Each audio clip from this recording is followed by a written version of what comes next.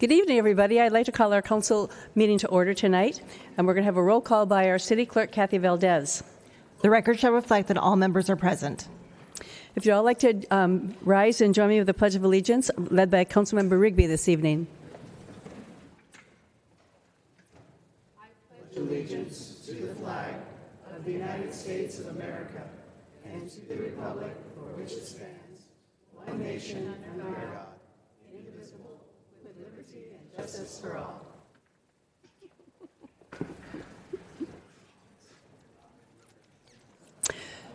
In accordance with the Brown Act, I'd like to announce that as a result of convening simultaneous meetings, the members of the Buenos Sanitation District will receive compensation of $147.75 for the district meeting pursuant to Buenos Sanitation District Ordinance 2006-1. I'd like to remind everyone that the Vista Municipal Code requires members of the public to observe order and decorum during the meeting and to conduct themselves in a courteous manner. The ordinance was adopted to allow for the public input and to facilitate city business without disruption of our meeting. Applause is appropriate for the items listed under the presentation portion of the agenda only. Attendees should remain seated during the meeting, and persons needing to stand are requested to step outside the City Council chambers where video and audio of the meeting are playing. This is also listed on the agenda cover sheet. And students who are wishing to receive credit for attending this evening's meeting must stay for a minimum of an hour. However, we ask that you stay for the completion of an item rather than leaving in the middle of a discussion. When you're ready to leave, you can ask one of the sheriff deputies or a staff member in the back of the room to sign your paper. And addressing the City Council to speak for 3 minutes on an item on the agenda, please fill out a speaker slip with the number of the item that you want to speak on and give it to the City Clerk's Secretary. Speaker slips are available just outside the council chambers, and we are allowed 3 minutes for an item on the agenda. And with that, I will have approval of the agenda by our City Manager, Patrick Johnson. Thank you, Mayor. There are no changes to the agenda this evening. Okay, we have one presentation this evening. The presentation are proclamations recognizing the recipients of the 2018 City of Vista Employee Awards. So I'm going to ask my fellow council members to please join me at the podium, and when I call your name, please come forward.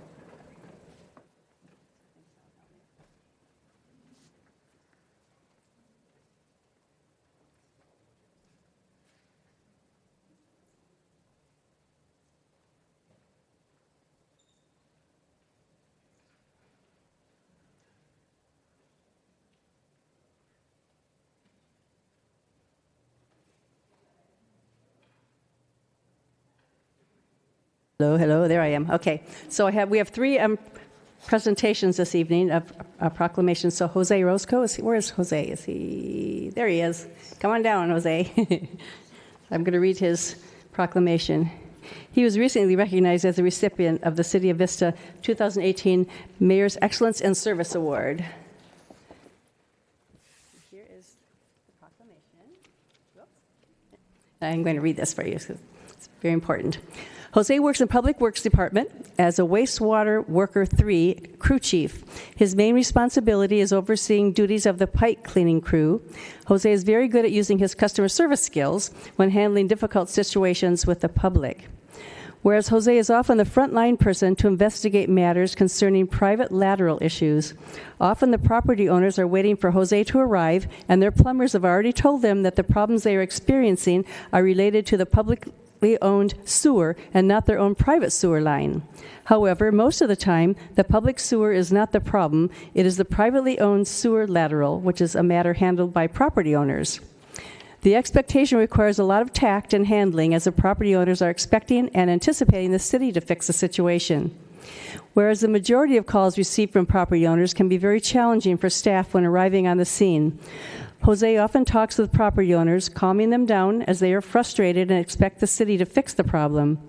Jose is able to work with property owners to understand the full situation, and he accomplishes this with tact and respect. Without Jose's professionalism, the city would be dealing with a lot of unhappy citizens. So Jose's regard for others makes him very worthy of this prestigious award. So now, therefore, the mayor and the members of the Vista City Council congratulate Jose Orozco for being chosen as the City of Vista 2018 Mayor's Excellence in Service Award recipient, and do hereby proclaim Friday, April 26, 2019 as Jose Orozco Day in the City of Vista. So congratulations.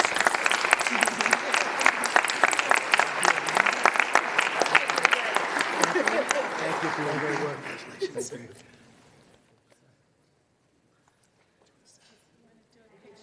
Yeah, let's take a picture. Come in the middle, Jose. You gotta get in the middle. Oh, wait. Yeah, that's not good.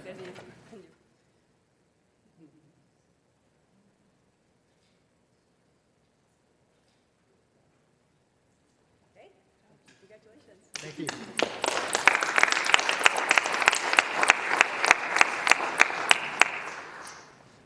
Kathy, you got to come on down.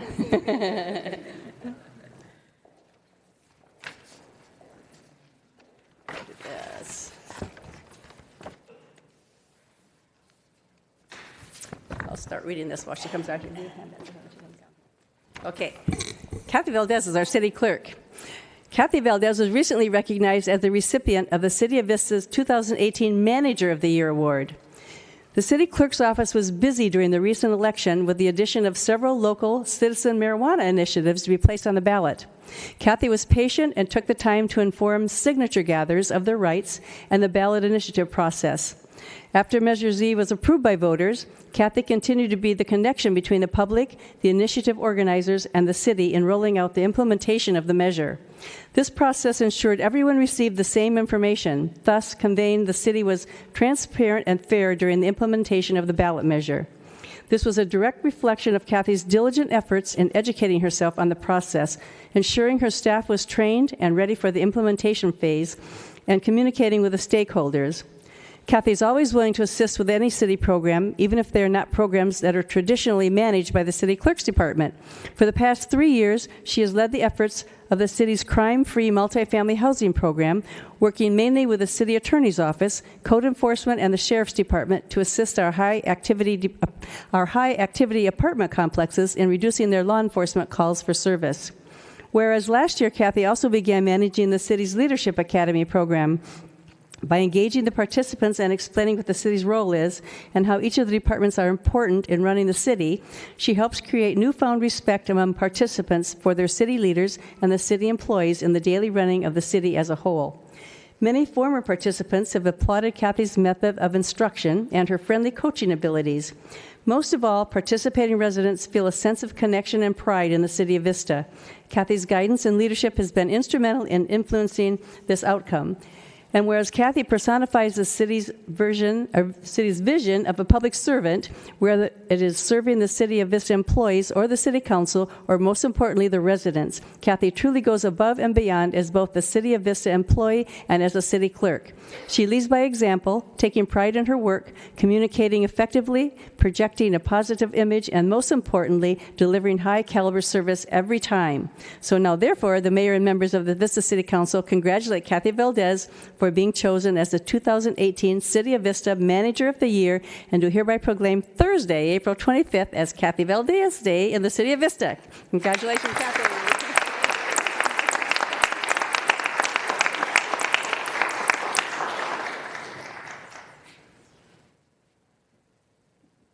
Come back for a photo opportunity here.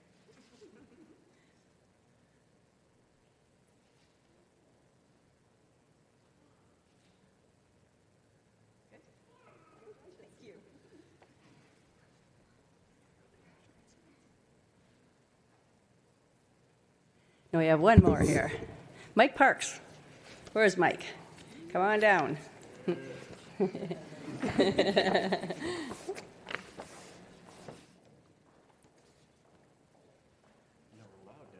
I know. You are now. So, here are the whereases. Whereas Mike Parks was recently recognized as City of Vista 2018 Employee of the Year. Whereas Mike works in the Public Works Department, Facilities Division as a Facilities Maintenance Worker 2. Mike is responsible for the maintenance of all 6 fire stations, plus several other sites. Mike has significantly reduced the amount of calls from his customers due to his consistent and clear communication. This has also reduced the amount of requests that need to be processed by the Public Works Department overall. Whereas Mike has also demonstrated excellence in completing special projects, such as the construction of a new dining room table for Fire Station Number 2. Mike was able to design and build a perfectly fitted table that the station personnel liked so much they want more built for other stations. Mike completed the project with the assistance of other facility staff while never neglecting his regular duties and new incoming requests. Whereas this past year, Mike also implemented a cost and efficiency measure by sourcing and installing LED lighting at the fire stations and by sourcing LED light fixtures for the fire station parking lots and the parking lot at the Rancho Buena Vista ball fields. These changes led to a dramatic decrease in the number of lighting repair requests, as well as reducing the overall energy consumption of each site. The LED lamps also provide a better quality exterior light, making the areas safer. Additionally, the LED lamps and fixtures were more cost-effective than the non-LED equivalent by as much as 60%. So now, therefore, the members and the mayor and the members of Vista City Council congratulate Mike Parks on being chosen as the City of Vista 2018 Employee of the Year recipient, and do hereby proclaim Wednesday, April 24th, 2019, as Mike Parks Day in the City of Vista. Congratulations to Mike.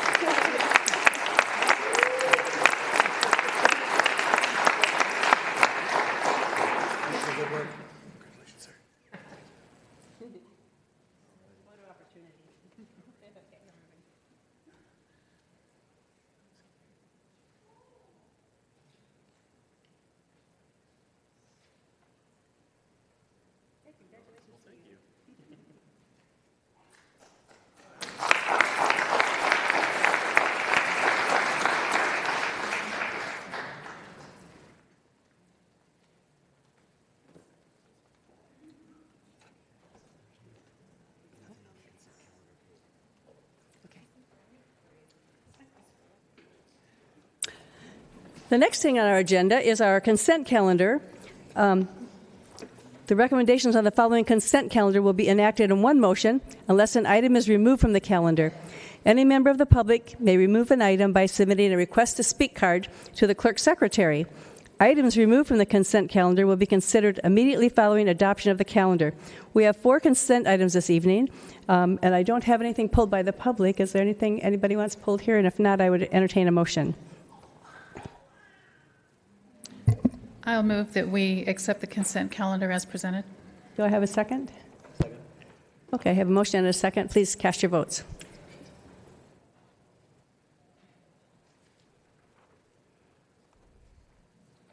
That motion passes unanimously. Next thing on our agenda are our discussion items. There's 3 discussion items this evening. The first one is the Public Plaza at Main Street in South Indiana. Community Development and Engineering Director John Conley is going to introduce the item. Good evening, Mayor and Council. Thank you. We are discussing the Main Street Plaza area, which is at the corner of Main Street and South Indiana Avenue. This is an aerial view of the downtown area. You can see in the central portion of the photo there the area that we're discussing. It's the gazebo and parking area adjacent that the city owns. This also shows some of the other open space and pocket park areas around the downtown.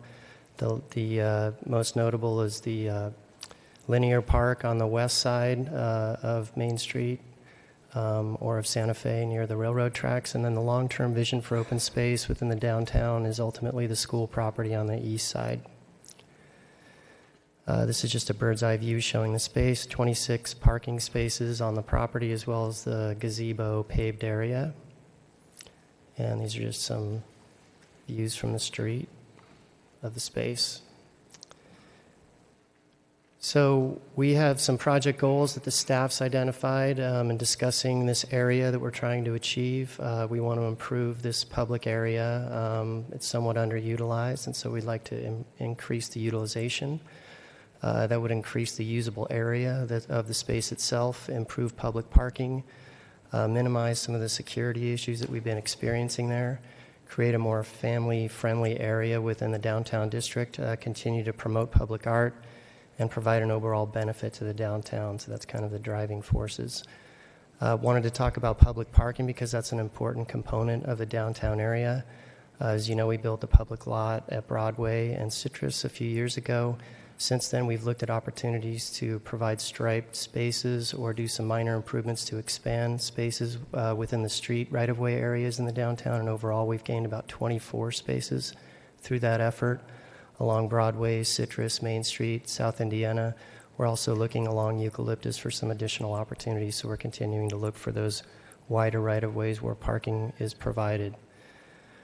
Within this specific area, there's 26 stripe spaces within the lot off-street, as well as 6 spaces along Indiana and 3 spaces along Main Street in the current configuration. Overall, about 35 parking spaces and about a 3,000 square foot plaza area where the gazebo or pergola structure is located. The staff has looked at this area in terms of increasing the usable space within this particular city-owned property. And so we are looking at this site plan in terms of expanding the usable space of the plaza area by shifting some of the parking up onto Main Street. So this drawing shows where some of those changes would occur. If you note, the bulb outs at the corner would create some linkages for pedestrians, closer linkages for them to cross the street. We'd bring the sidewalk in slightly on Main Street and create some angled parking up along the northern portion of the space. And then we'd take out a few of the parking spaces within the parking area to create a larger plaza. It would essentially double the size of the plaza to about 6,000 square feet. Overall, there'd be 40 spaces in the end, which is a net gain of about 5 spaces, so we'd still preserve the parking while increasing the usable public space within the area. So this is sort of the palette that we started from. We prepared an initial design plan along with the help of a landscape architect. This is what we presented in a meeting on September 27th of last year to businesses and owners within the area. It shows the bulb outs and the reconfigured space. There's also a vendor space, which is shown in the purple and yellow there, which would be down along the Indiana Street side. It's about a 10 by 30 vendor structure, which is about the size of a cargo container, so it's a little larger than some of the smaller containers, what we started with. We felt the vendor space was important to activate the area and provide some utility of the space and possibly some eyes that could keep an eye on the area. It removes the gazebo structure. It creates some opportunities for landscaping and an expanded public art gallery or garden, if you want to call it that. That's what we started with. So we met with the community on September 27th and presented this plan. The feedback that we got was consider some different alternatives, provide some more space and area for children or kids, younger people, consider retaining the existing pergola or gazebo structure in one of the alternatives, possibly allow for a smaller vendor space, not have such a large attraction, relocate the vendor to the east and away from the street so that it's not so prominent, and consider an entertainment option such as a stage or some type of public option for folks to present some entertainment. So we came up with 2 additional options. This is option B. It retains the existing pergola, as you can see, the gazebo structure in its existing location. It creates the same bulb outs and some landscape opportunities, moves the vendor space to the east and has some seating in front of it there, as well as a plaza area in the middle. And then there's alternative C, which is more of a playful design, I'll call it. It has a turf area in the middle with some seating around it, has an art sculpture garden at the corner, and the vendor structure, again, is in the eastern portion with some seating around it. There's a linear landscape separation and a small stage. So these are the 3 options that we presented. We met again with the community to present these 3 options at the Wavelength Brewery on January 29th. The general input from the meeting was that site option C was the preferred option. There were some concerns expressed regarding security and use of the vendor space, who the vendor might be, how it might compete with other businesses in the downtown. A summary of all those comments is included in the staff report for the council's information. There was also a request from one of the attendees to create a website and provide some more opportunity for public input and advertise it more and try to get some more input. So we did that following this meeting. We had a website out for about a month and a week. These are the results that we got back, about 300 results from the website survey of the 3 options that were presented. Overall, option C was the most desired in terms of the feedback, followed by option A in second and option B in third. So we presented to the Parks and Rec Commission on February 25th of this year. The feedback that we got from the commission was that they preferred site option A. There was some support for option C, but A was really the preferred option from the Parks and Rec Commission. They felt that the space should not really cater to young children and that it should be more adult-oriented. There was, again, discussion regarding the potential use of the vendor space in competition with other downtown businesses. and there was an alternative option B presented by a member of the public. I'll call this Terry's proposal. This is a proposal to keep the gazebo in its existing location. It's sort of an option B alternative, and expand the gazebo slightly and provide a stage opportunity in the Central Plaza area. Again, would be similar to option B in that it would still provide for public art and still provide for the vendor space and the seating, but they would provide a stage opportunity, so a little bit of a combination while retaining the existing pergola. And then there's some designs up in the corner there of his structural design, which has not been checked by the building department. The Planning Commission was then presented to on March 19th. We had another community member, the Lowens, who own the bank property across the street from this space at 211 Main Street. Also have been involved in the community presentations, and they came forward with a new design option that was presented to staff just before the Planning Commission meeting. So that was also presented at the commission meeting, and I'll cover that. The Lowens are here. I know they have a presentation for you as well. Their proposal expands the public space to the street between their building and the gazebo property. So it would involve closing that portion of South Indiana between the bank property and the gazebo property. It was not something that we had looked at from the staff perspective. We had only kind of focused our efforts on the city-owned property, and so this kind of brought a new perspective to the process. Nonetheless, it was presented to the commission along with the staff presentation. The commission indicated that they really supported looking into this concept of closing the street and expanding the space, subject to the city council's discussion and direction. So absent that, they were supportive more of option C if we're only going to focus on the city alternatives, but there was a lot of discussion of the Lowen proposal. The alternative to option B was also presented at that meeting as well, but the major discussion was around option C and the Lowen proposal. So this is a concept of the Lowens proposal. It would close the street, South Indiana, and create parking along Main Street and create another parking lot, or sort of change the parking lot configuration on the east side of the property, and create some opportunities in the center there where the street exists today. I'm not going to get into the design details of this because I know Ms. Lowen has an extensive presentation that she's going to show you regarding this proposal. So tonight, the staff is requesting the direction primarily from the council about evaluating further the closure of South Indiana Avenue and this concept of expanding the public space. If the closure is to be considered, the staff can return to the city council with a process and a schedule for that process to explain what we'd have to go through to further evaluate and bring that type of a project to fruition. If the closure is not further considered by the council, staff is requesting that you provide us some input on the design alternatives presented, whether you'd like to consider a certain option, whether there are specific components of the design that you'd like to see, or whether you'd just like to leave the space the way it is and not consider this any further. So that's my staff presentation. I'm available for any questions. Thank you. Okay, we have so you know, we have 9 speakers here. Ms. Lowen, Julie has asked for 10 minutes. If we give Julie 10 minutes, then we have to give, because she's not an applicant, she's just a presenter. And if we give her 10 minutes, then we have to give each of the 9 people 10 minutes also. So I need to know from the council what you'd like to do. Do you want to give everybody 10 minutes, or do you want to just limit to? Usually we have 3 minutes. Speakers are 3 minutes, so we can just see how it goes. 10 minutes. 3 minutes? Okay, I have 2. Okay, so they're saying 3 minutes. I know Julie has prepared her thing, so did you have something else, John, you wanted to say? No, I'm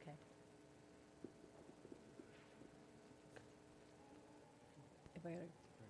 Okay. So I guess we'll start moving. So Julie Lowen, you're our first speaker.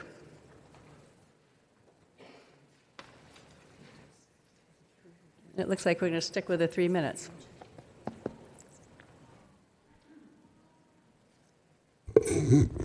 So I believe several of the people here have asked if they can possibly concede their time so that we can actually make it through the presentation. Can we do that? Okay, then I'm going to, which do I push? Okay. So basically, then I'm going to start with one picture, and I'm not going to make the presentation. What we're basically asking the city to do is to take a look at changing the downtown into a walking, more pedestrian-friendly downtown. We're also asking that the city take a look at the possible closure of Indiana, but regardless of whether we close Indiana or not, ultimately that would have to be determined through a staff process, to take a look at creating a regional destination. There are a lot of us down there that have invested a lot of money in the downtown area and plan to invest even more. It's an opportunity zone. We have opportunity zone businesses and other things happening down there. And in what's happening, we're going to need more feet. I know that I talked with a lot of the restaurant owners. They need more feet in order to get more behinds in seats, was kind of the way that they put it. So what we're basically asking for the city to do is to take a look at creating an opportunity zone that really functions like an opportunity zone, that possibly has a pathway for entrepreneurship, that has a place for street vendors to go so that it's organized in the downtown and we don't have a lot of trash and a lot of additional things that add to some of the problems that we're having. I know this morning and all throughout the day, I picked up probably 10 beer bottles and trash all over the back of my property. We have a lot of people that are kind of just loitering under the gazebo, and we'd like to see that change. And we don't believe it's going to change with any of the A, B, or C options because it just gives a little bit more space for that kind of activity because it doesn't bring the action and the people into the area. So what we're basically wanting to do is to put together a process where we can explore public and private partnerships. We can explore what would the combination of the city and nonprofits and businesses do. How would private developers and other property owners in the area connect? Building a framework for a collaborative community market so that the businesses in the area, such as Metaphor, she's tiny, she doesn't have the ability to go out and advertise her company, that we can collaborate and bind together and advertise together, that we can maybe leverage some of the money that we're paying into the CVBID and the website and make sure that that website is informed and connected, that we can build a collaboration and similar to what Santa Monica did, create a downtown public market, a place that people want to be. They renovated an entire city, starting with a city square, and literally started moving out from there. And it's a beautiful place. We go shopping there all the time. I have a presentation that just kind of says, okay, what are the roles? What are the things that the different people would do?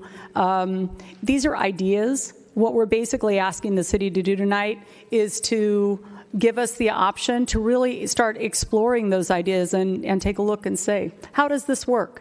We would like to develop a town square that's befitting Vista, and we don't feel like that the three options do that at this point, although we would like to say very appreciative of John Connolly and Kevin Ham and the City of Vista staff, that I met with all of you, that you gave me the time to present exactly what we want to do down there. Thank you. Thank you, Julie. And actually, we have your PowerPoint. We have that in front of us also, so you didn't get to go through all of it, so I'll let you know I just wanted the audience to see it. Thanks. Okay. Dave Lewin?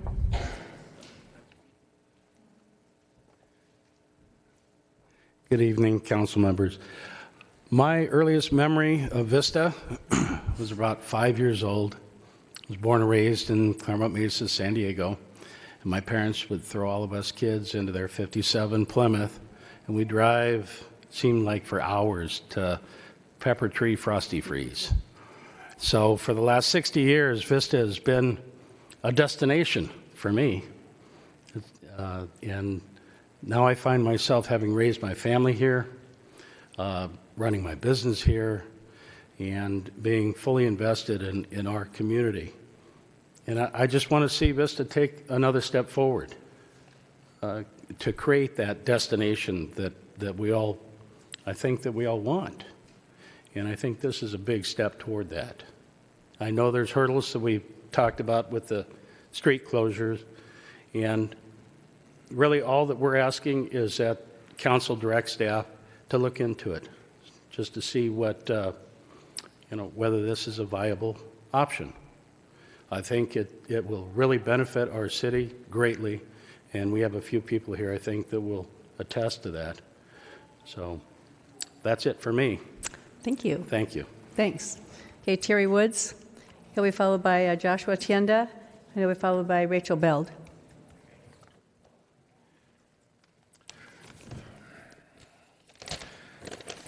Thanks for the slides, John. I appreciate that.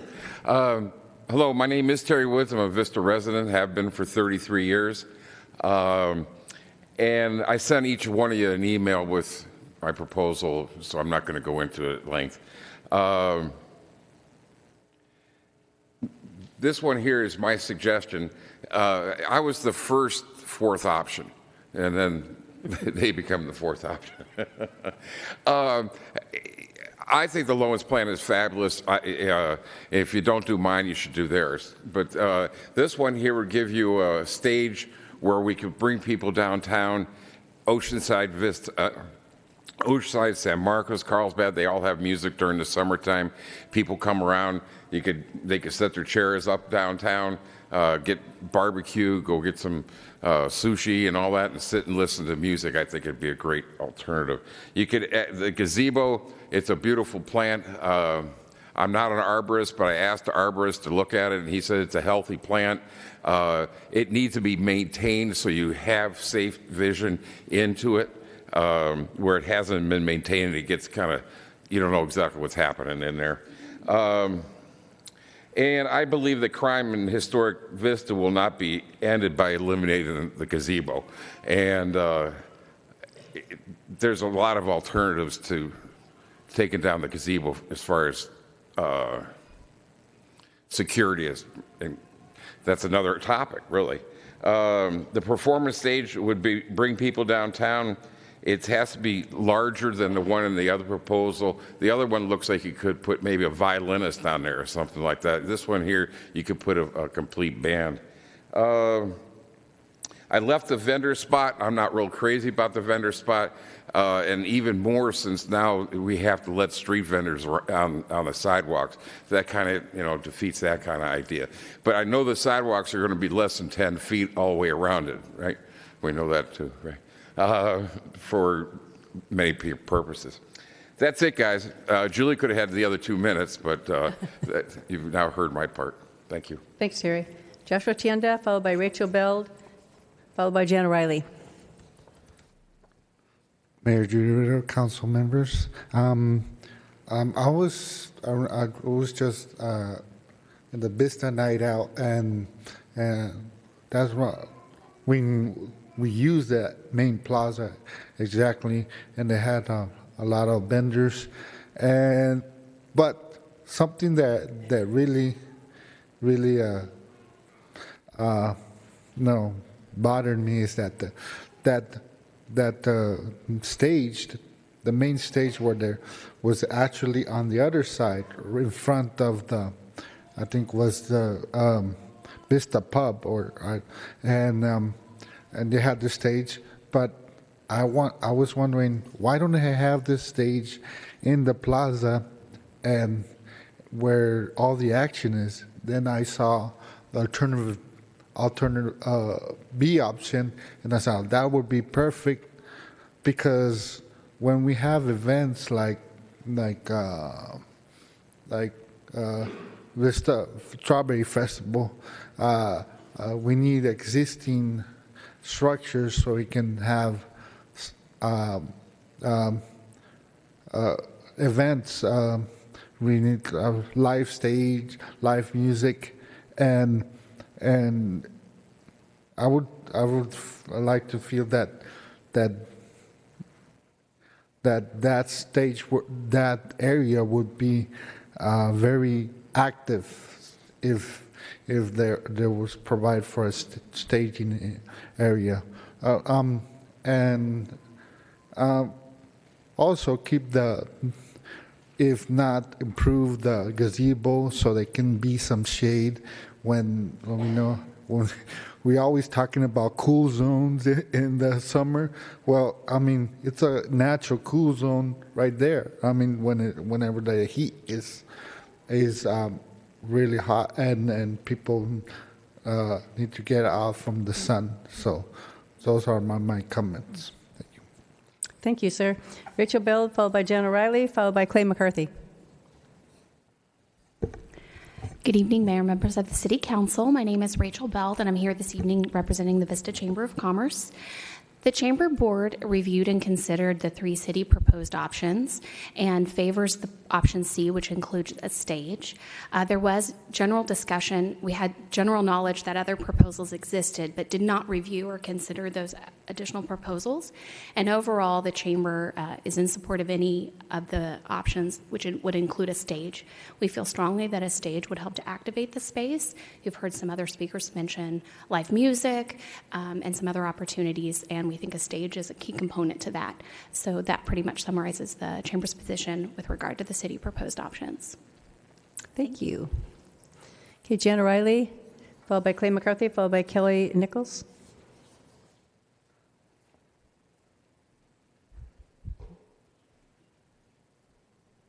Hi there, I'm Jan O'Reilly, and I'm here to speak in support of the Lowen's proposal. Something I'm hearing from the presentations of others is the need for a stage area. I think what we have down there right now, the little gazebo area, is very tiny and small and overgrown with plants, but to take that spot, that area, and expand it to create an opportunity to bring people into this community as well as provide for our own citizens of the community would be a great idea. When I look at the Lowen's presentation versus the others, I see that much more vibrant, a much greater opportunity to encourage people to come into our downtown. I've lived in Vista since 1979, and over the years, we've had some wonderful changes. I see this as another opportunity for a great change. And let's not stay small. Let's expand ourselves. Let's grow ourselves. Let's attract outside of our city as well as our own community. So I think I shared that my input would be for the Lowen, my vote would be for the Lowen proposal. So thank you. Thank you. Clay McCarthy. Where's Clay? Kelly Nichols and Victor, I think it's Akina. Hello, hi, I'm Mayor, Council. My name is Clay McCarthy, and I've been a business owner and invested in downtown Vista in 2002, back when the Carpinelli Hall was closed down across the street and downtown was nothing like it is now. I have a unique perspective of watching the transformation from a Superfund cleanup site to where it is now, and it's made tremendous progress with a lot of effort through Kevin Ham and a lot of the staff, just bringing new and exciting businesses downtown. The Lowens are friends of mine. They're my neighbors in 2 different ways. We live across the street from each other, and we have properties downtown near each other. And I think it might be, the timing might be right to look at this type of project or this vision that they have. It's extremely mind-blowing when you look at it from what they're proposing and what Vista's been. And I think it's worth studying and shouldn't be dismissed out of hand. And it seems to be a natural progression, what I've seen happening. And I'm of the opinion that downtown Vista is a second-tier destination location. Carlsbad has become, a first tier. Oceanside has become a first tier. I think Vista is poised to be a first tier destination location for other communities. And it might take something like this and this type of vision to be a catalyst to try to get more people downtown. I know parking's the big issue, because if you get more people, where are you going to put them? So that's the next big hurdle. But I think it's worth studying, and I think it's worth, before we put a bunch of money into redoing the gazebo, maybe look at this. Just at least look at it, give it a good hard look, and then dismiss it or go with it, one of the two. That's it. Thank you. Okay. Kelly Nichols, followed by Victor. Good evening, Mayor and City Council members. My name is Kelly Nichols, and I've lived in San Diego for only 20 years, not like the rest of the group.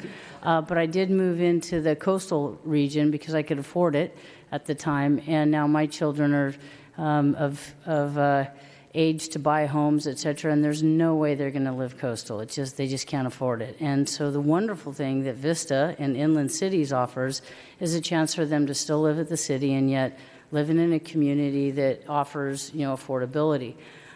With millennials, however, they do, kind of gravitate towards activated areas that have a real, public market feel to it. I mean, it's a WeWorks of retail, for example. It's a place to hang out. They don't, they work on their laptops. They have a cappuccino. They meet with friends. They discuss ideas, and I think I'm in support of the low-end proposal to at least consider it, because if you can plant them here and grow them here, you can grow additional businesses here. I mean, why make the commute back out to the coast if they can feel like they have all the amenities of a coastal city? And so I work as a commercial real estate agent. I've done 250,000 square feet of real estate deals in your city of Vista, different parts. And when we started calling on behalf of the Lowens to check out people that would be interested in putting restaurants in their downstairs area, a lot of the people were like, I'm not going to go to Vista. I mean, it was just the retailers, the restaurants, they're like, we're coastal, we're coastal. We drug a few of them out here, and they're like, wow, you guys have really made great progress. I haven't been here for 10 years. And so, I think that if you could consider activating that in a very plaza-oriented environment, I mean, there's a big stage component that they have embedded in theirs. There's additional parking if India were abandoned, and that it wouldn't create a net loss. It would actually create at least a zero, or maybe a net gain. I think as it relates to the loitering, which when I go to Julie's building, I park in the back, and there's a lot of folks just hanging out, drinking, and this is at 5:30 at night as I'm leaving meetings with her. I think that if you were to create that environment that she's envisioning, or she and Dave are envisioning, you would have an activated environment with, sub-vendors that are, looking for a step up themselves, small operators that could maybe grow their business into something big and start a restaurant somewhere else. But those people would be self-policing, sort of the bad actors that you don't want the calls with and the police don't want it, and it's just not good for the community. So for all those reasons, I would really appreciate the opportunity for the Lowens to be able to at least vent their ideas and see if there's something that you guys could potentially, create, because I think it's a missed opportunity if you don't give it a solid look. Thank you. Thank you. Victor?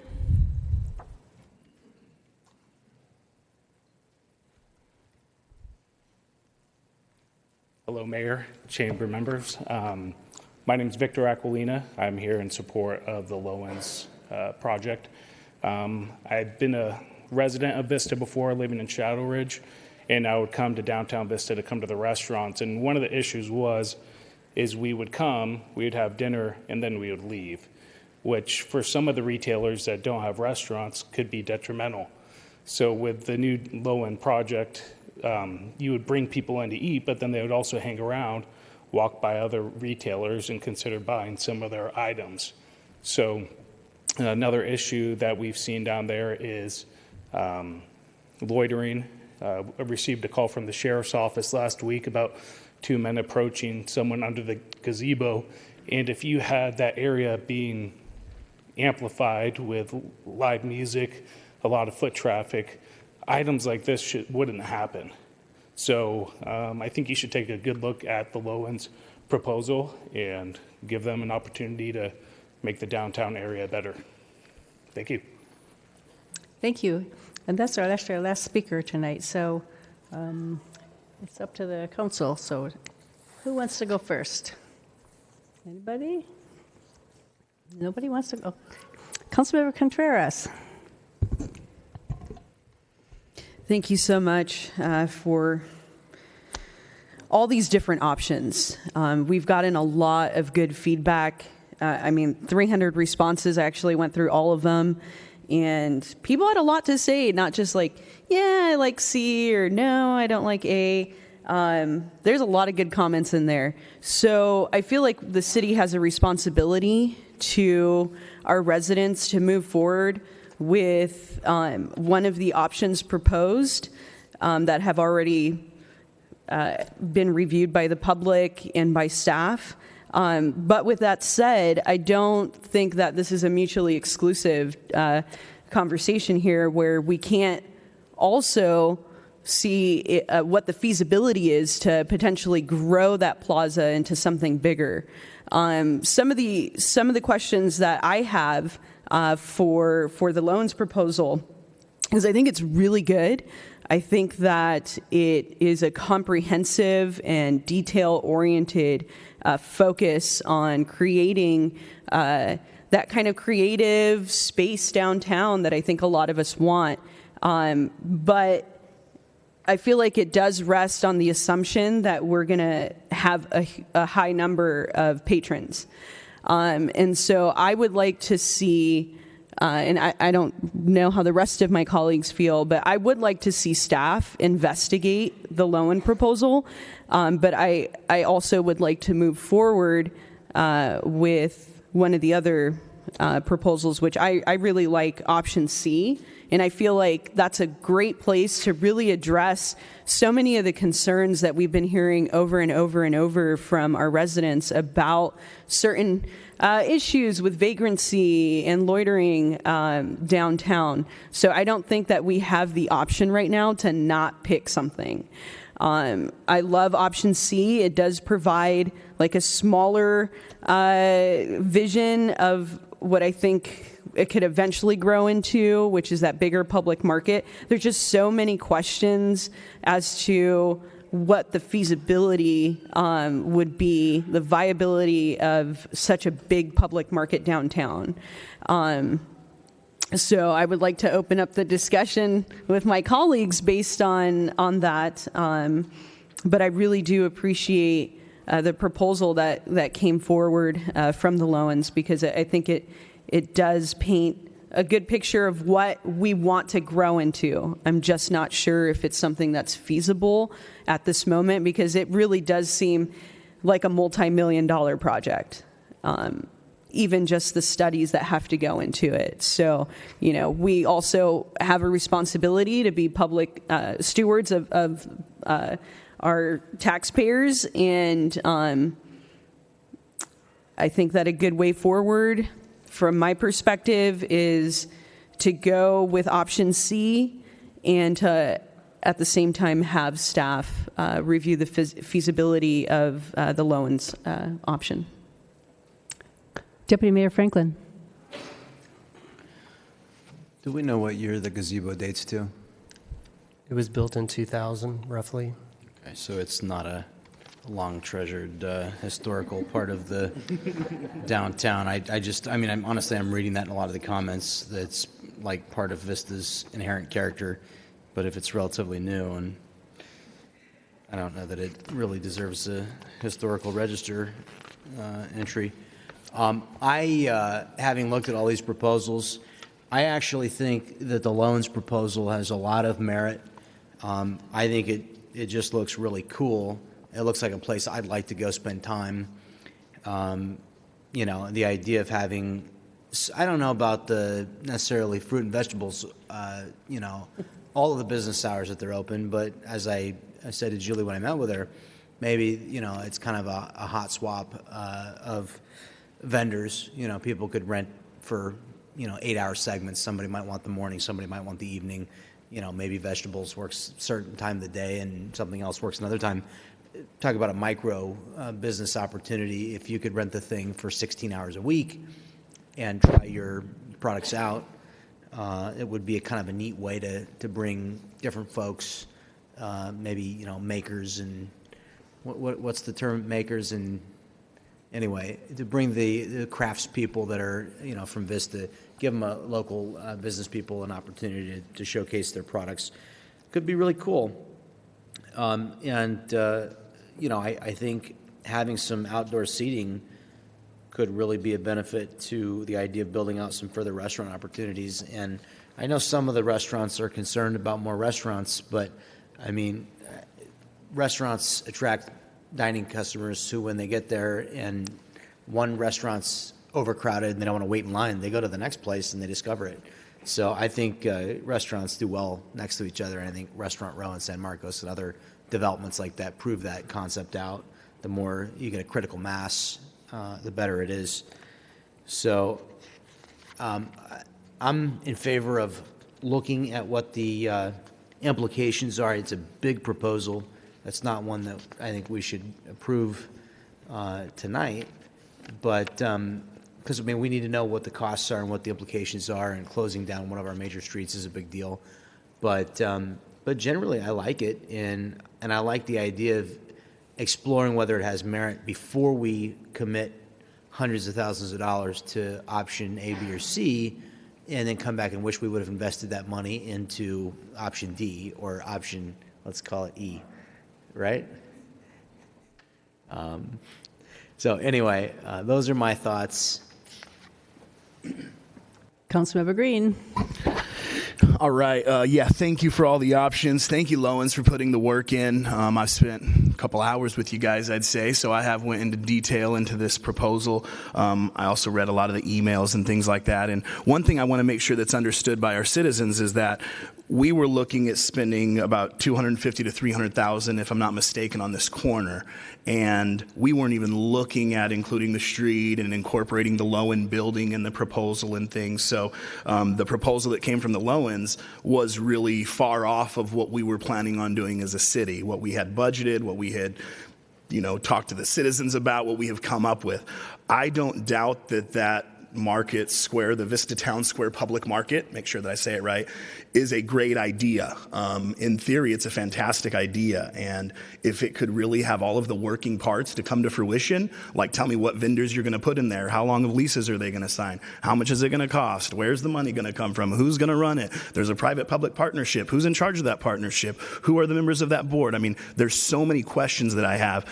Additionally, I spoke with Tom Vogel, who owns Belching Beaver. I spoke with Brad Peterson's office at Edward Jones, Gianna's secretary down there, and I also spoke with the general manager of the Doghouse. And those are the only three businesses that I had time to kind of get in touch with. Yellow Deli is closed to the 28th of April, but all three of those businesses were not in favor of closing the street, and they were not in favor of the Lowen design. I did explain to them, the technicalities of shutting down the street and that we'd have to look into it.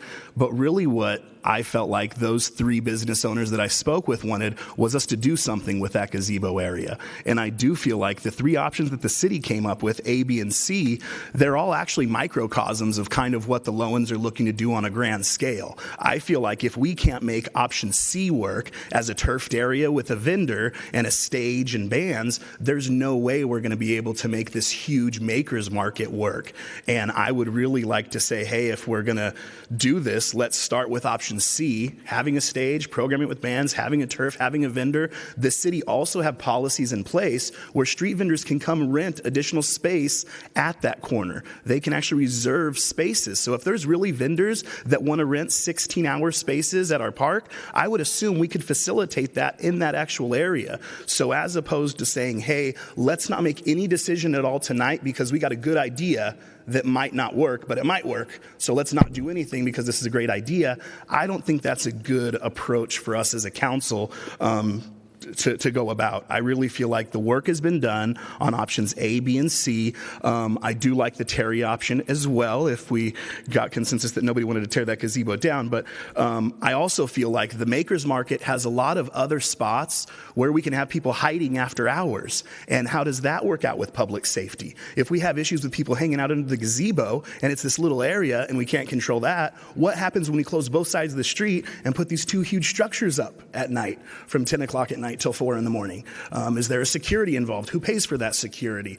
Do my cops have to come by? I mean, there's so many questions, and the other options that were placed before us that were put out for community input, all those options and all of those questions were already answered, and a decision had been made. So my feeling and my vote per se on this is that we go with option C, that we look at that Vista Town Square public market as a long-term option when we can figure out who are grant writers, how are we getting the money, what's the total cost. The options I was presented, the Santa Monica, the Portland, those are bigger cities.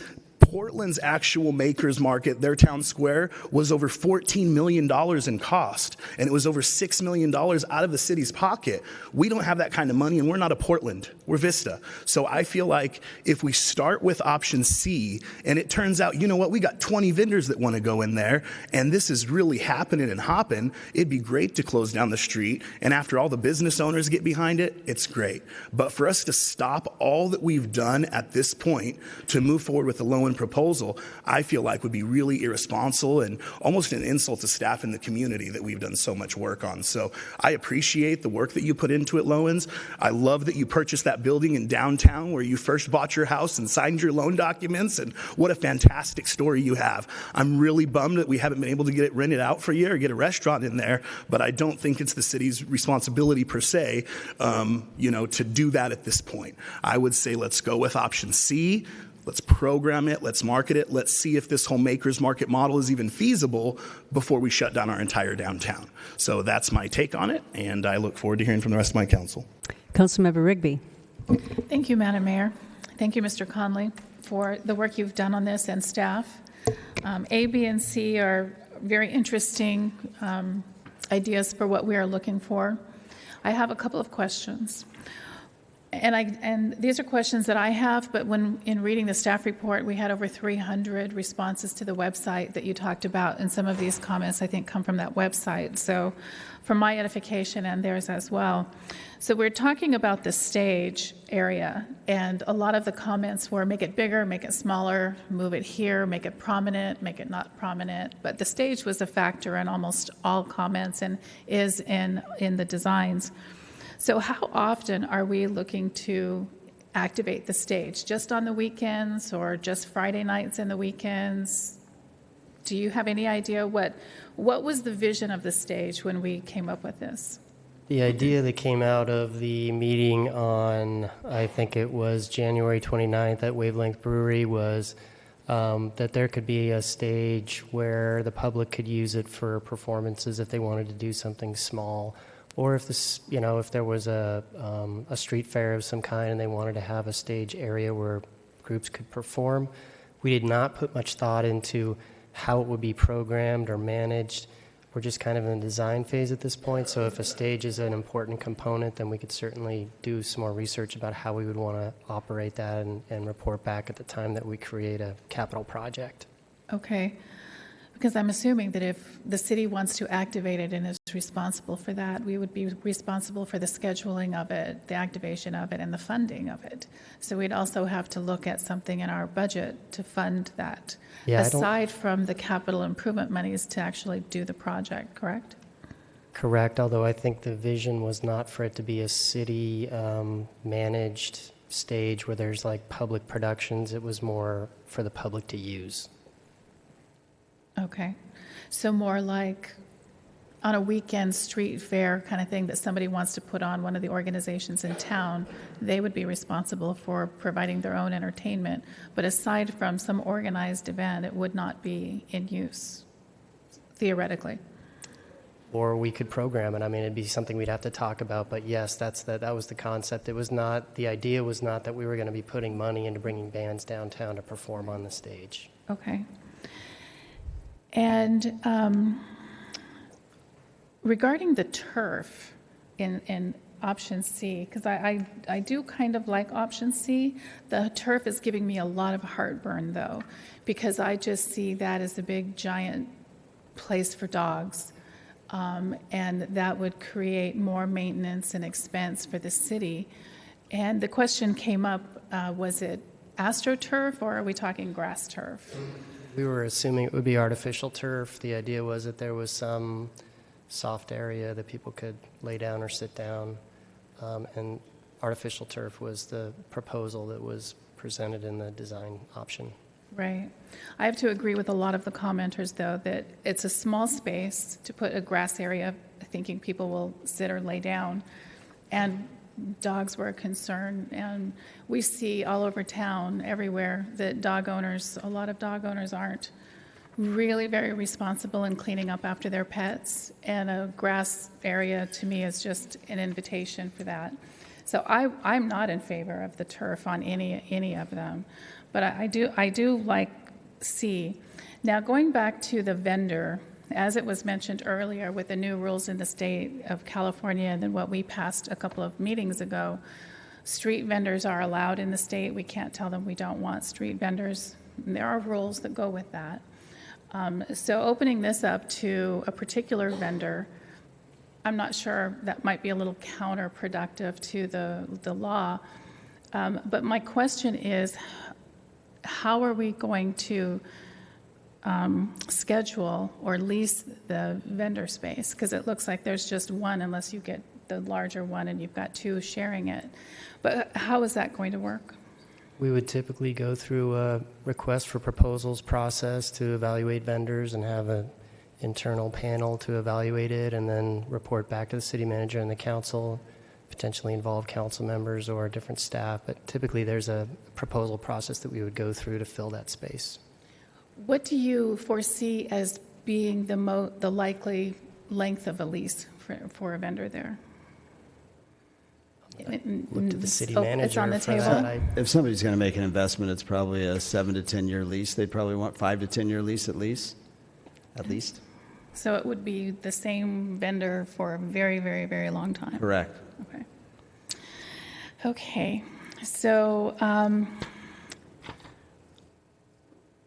I wanted to say to the Lowens, Julie and Dave back there, we all met, I think we all met with Dave. I met with Dave and then I met with Julie separately to go over their proposal. And I have said for years and years we need a public plaza. Everybody's heard me say it repeatedly. And I'm in support of a public plaza. And there are a lot of things about the Lowen proposal that I like, but I've also shared with both Dave and Julie that there are a few issues with their proposal that give me some serious heartburn. One of it is the money, because as my colleagues pointed out, we aren't Santa Monica, we aren't Carlsbad, we don't have the resources that they do. We're working with what we have and what we'll be granted if, grants come through for this. And the Lowen proposal, as nice as it is a huge, massive undertaking. And I think that would take stages for us to be able to do something like that. But there are some other hiccups, some other heartburn I have with that proposal. And I think if it were to be considered, we couldn't do anything without going back to the community first, just like we did options A, B, and C.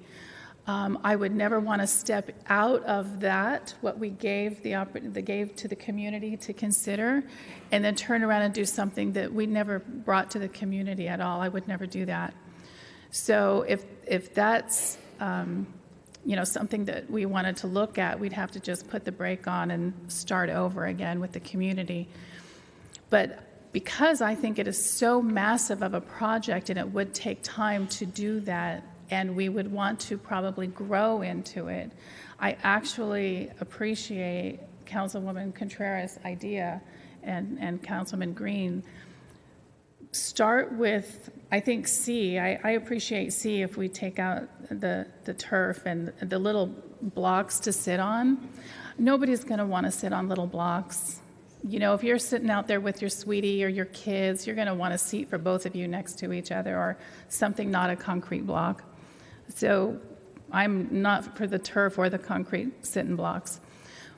But if this works, if we are able to activate this in a way that shows the public is coming down to it, they're going to activate it, they're going to use the space, they're going to use the stage, there's no reason we can't grow it in the future.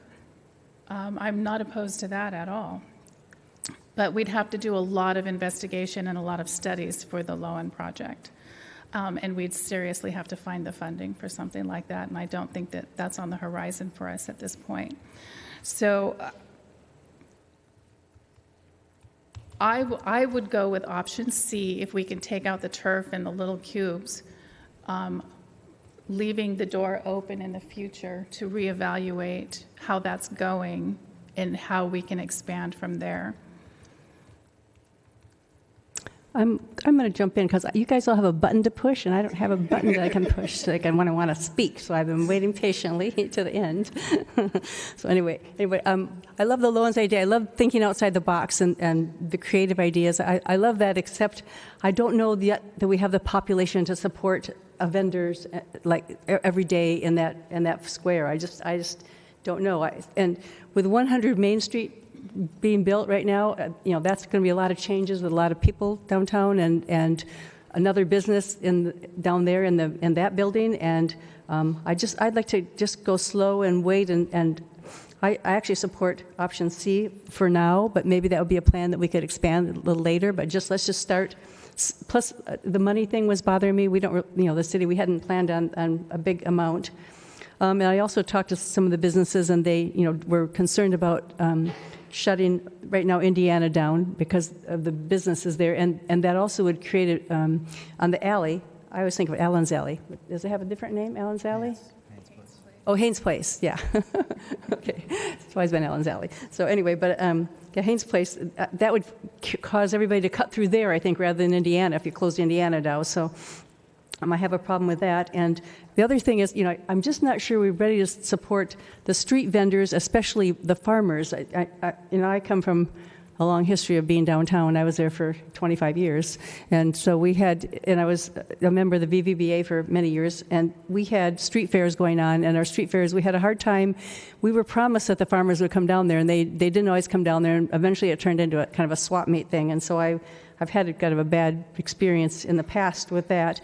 We're a different city now, and possibly that would be, I just don't know if we have the population yet to support a lot of vendors or, startups down there right now. So that's my thing. Let's see if there, I do like the idea of concerts downtown, like summer concerts in the evening sometimes. I think that, if you could bring your lounge chairs or your little beach chairs down there and sit down and listen to music, I think that would be great. Get some food and sit down there and eat. I think the stage should be big enough so a band could be up there, a small band could be up there, and maybe some shade sails over the stage. That would make it nice, and some shade sails out in the plaza. Things for kids to do. I think, that you have to have a thing for things for the, sometimes if you're eating in the restaurants downtown, it'd be nice if the kids could go to the park and play, if there's some things they could play on. I like that idea. I think those are all the things that I wrote down here. But anyway, so I think as downtown grows, that might be a future thing that we could grow into that. But I'd like to. I agree with my council members if we could start and grow it slowly and see if we could activate it smaller and then have that in our mind for the future. So that's kind of where I'm sitting. So I'll go back to Deputy Mayor Franklin. One thing that I don't think has been said yet about the loan proposal, or hadn't been noticed, if you could, Mr. Conley, could you put this slide that shows the existing condition of the plaza up?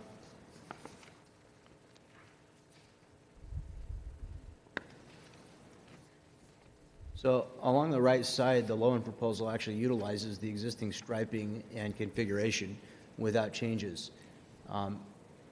If you pay attention to those 12 spaces on the right-hand side, and then can you go to the loan proposal? Kathy, can you take us to the loan proposal at the end?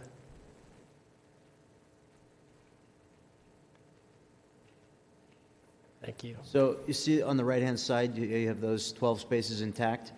But at the head, where you come up to Main Street, you have parking. What about making a driveway there? And the way Escondido did with Maple Street Plaza, you put some bollards in so that you can control, and say on a Saturday night or whatever, when you want to control traffic, but that stripe down the center of the parking area connects to the alleyway where the alley art man is. So in essence, if you put a driveway so that you could enter that lot from either side, then you still have limited access. Call it an alley, if you will. It's an alley that comes down the parking lot. It might alleviate the Haynes Place issue. And then again, when you have special events, you could utilize the bollards. You have a metal cap in the ground, and you remove the metal cap, you sink the bollard in the ground, you lock it in place, and that way you can control vehicular access when it's prudent to do so. But that gives you another potential option to access on a regular basis when things aren't as busy and people expect moving traffic within a parking lot of some speed. It's not a thoroughfare, but it's so you would have a traffic calming effect, but still have some access. That's one observation that I wanted to make. The other thing that I think would be cool is to have some kind of a movable stage concept, or a stage that could be multi-purposed, used for, how can that space be valuable when it's not in use instead of wasted space. And then the other thing, in terms of who would manage it and how to manage it, I think that'd be a subject. I think what we want to do is we'd want to have somebody manage it who was basically a private enterprise, but that they would manage it under such terms and conditions as are agreed upon by the city, and they would have a revenue share agreement with the city. Because I don't think the city wants to be involved in scheduling and choosing of vendors. I do think we would want to place, a lot of conditions on what kind of vendors, what kind of minimums. There's certain businesses we'd prefer not to be there. We don't know what the cost of the loan proposal is. We don't know if it's $1 million or if it's only a few $100,000 more. We've been working on this issue of the gazebo for at least all the time I've been on the council. It's been a problem. What's the cost of option C? We think it's around $300,000. But we don't know for sure, so we haven't done a detailed cost costed it out. No. What would the additional cost be for staff to examine the cost of the loan proposal? We would have to develop a process to evaluate all of the components of closing the street first, and then... How about a cursory proposal, one that doesn't cost out every plant? There wouldn't be really much in the way of cost other than staff time to develop a plan for how we would evaluate the street closure and the public space design. That was my thought. So you're saying not really much in the way of cost for a cursory look at the issue. All right, Councilman or Deputy Mayor, are you looking at a cursory look to develop a cost for the project or what the impacts are for the project? Well, I think both. I mean, I don't think we haven't heard a staff analysis of, we haven't heard a ballpark guess on the cost of the loan proposal, nor have we heard really analysis from the staff on what the impact of the closure would be. What I'm saying is if we've been dealing with this for how many years now, what's, a few more months, if it's a good proposal. And I just honestly believe that proposal is a good proposal that could create kind of a food court area, also sort of a public square. I see it as a multi-use area and a real opportunity for beautification downtown in a place where, it could really use it. So, I honestly believe there's a lot of merit to the proposal. So I just, what have we lost if we spend another couple of months examining this, if perhaps it is the right way to move forward? Whereas if we move forward and say we've got to pick A, B, or C, and we go ahead and spend $300,000 and don't even consider this, what really is the cost in dollars to stopping to give some consideration to this idea? That's my question. Councilmember Green. All right. So first off, I just wanted to respond to Councilmember Franklin. I don't think that it's going to be a couple months and we're going to have a solid answer. You said it yourself. It's taken the whole time you've been on the council to get to this point with the A, B, or C option. So for me, I think just stopping everything we're doing because of a good idea is a bad idea, quite frankly. But I initially pushed my button because I wanted to talk about a couple things on option C because I didn't really talk about the actual design of it per se. I love the mayor's idea of having additional shade sails for people there. I know that in the summertime when I'm sitting out with my kids and my dogs, I bake. And if you do put a turf thing there, the sun on turf makes it super, super hot. Nobody could even actually sit on that turf if the sun was just baking on it. So you may have to remove the turf if you're not going to put some type of shade over it because it's not practical to sit on it when it's 150 degrees on the turf when it's 85, 90 outside. I like the seating cubes around it, but I could go either way. I think the big thing is that if we put a stage there, we just want to have an area that people can kind of congregate. So if it's something that doesn't require tons of maintenance, that's obviously the best way to go. But I do think there should be an area there that people can get together. I have a dog, which I love, Pancake the dog, and I have kids, and I would love to have a spot with turf and little seats. I'd sit on one of those little block seats. Even at my size, I think I would enjoy a little block seat there. But anyways, I am definitely a fan of option C. I do feel like the Lowens put a lot of work into that proposal, and as a Vistan my entire life, and as a little hood rat who used to roll through the street fair down there in Vista, I love the idea. It's a fantastic idea, and I don't want to discount the idea, but an idea requires a lot of work before it actually becomes a project and becomes something that actually comes to fruition. So with that said, I would move that we direct staff to pursue option C with maybe some malleable changes to the turf and things like that, and put the Lowen proposal on the back burner and possibly direct staff to do a cost perspective in the future. But for now, approve option C and get the ball rolling on that. Do I have a second on that? Nobody?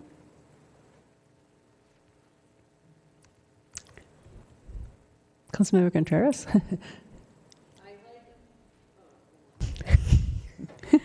I like almost all of that, except that I really do think that we should move forward with directing staff to look at the Lowen proposal.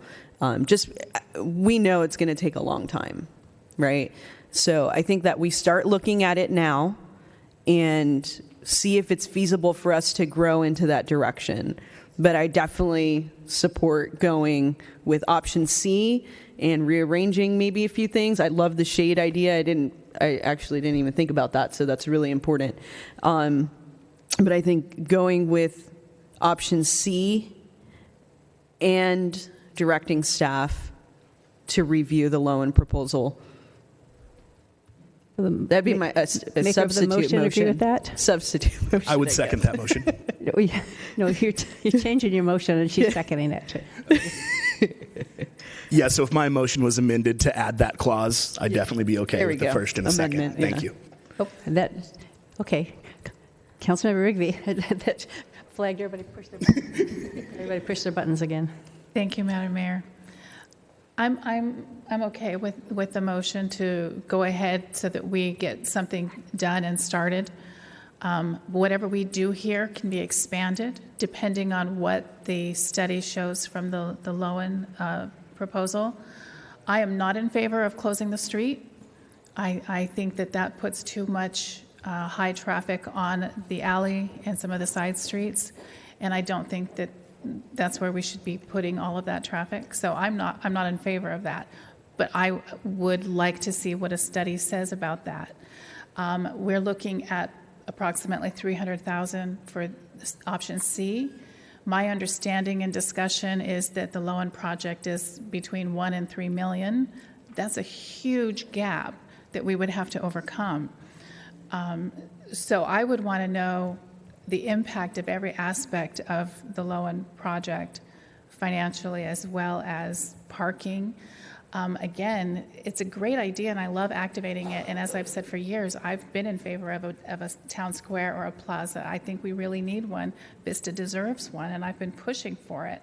That's what I wanted to see happen on the space at 100 Main Street, but I lost out on that one. So I'm in favor of the concept. It has to be in the right place and it has to be something that we can do. But when you activate it like that, when you build something like that and you bring in all of the vendors and you bring in all of the things that are going to activate the area, and it's been mentioned you want to bring people in from outside, we can't find parking for the people who live here.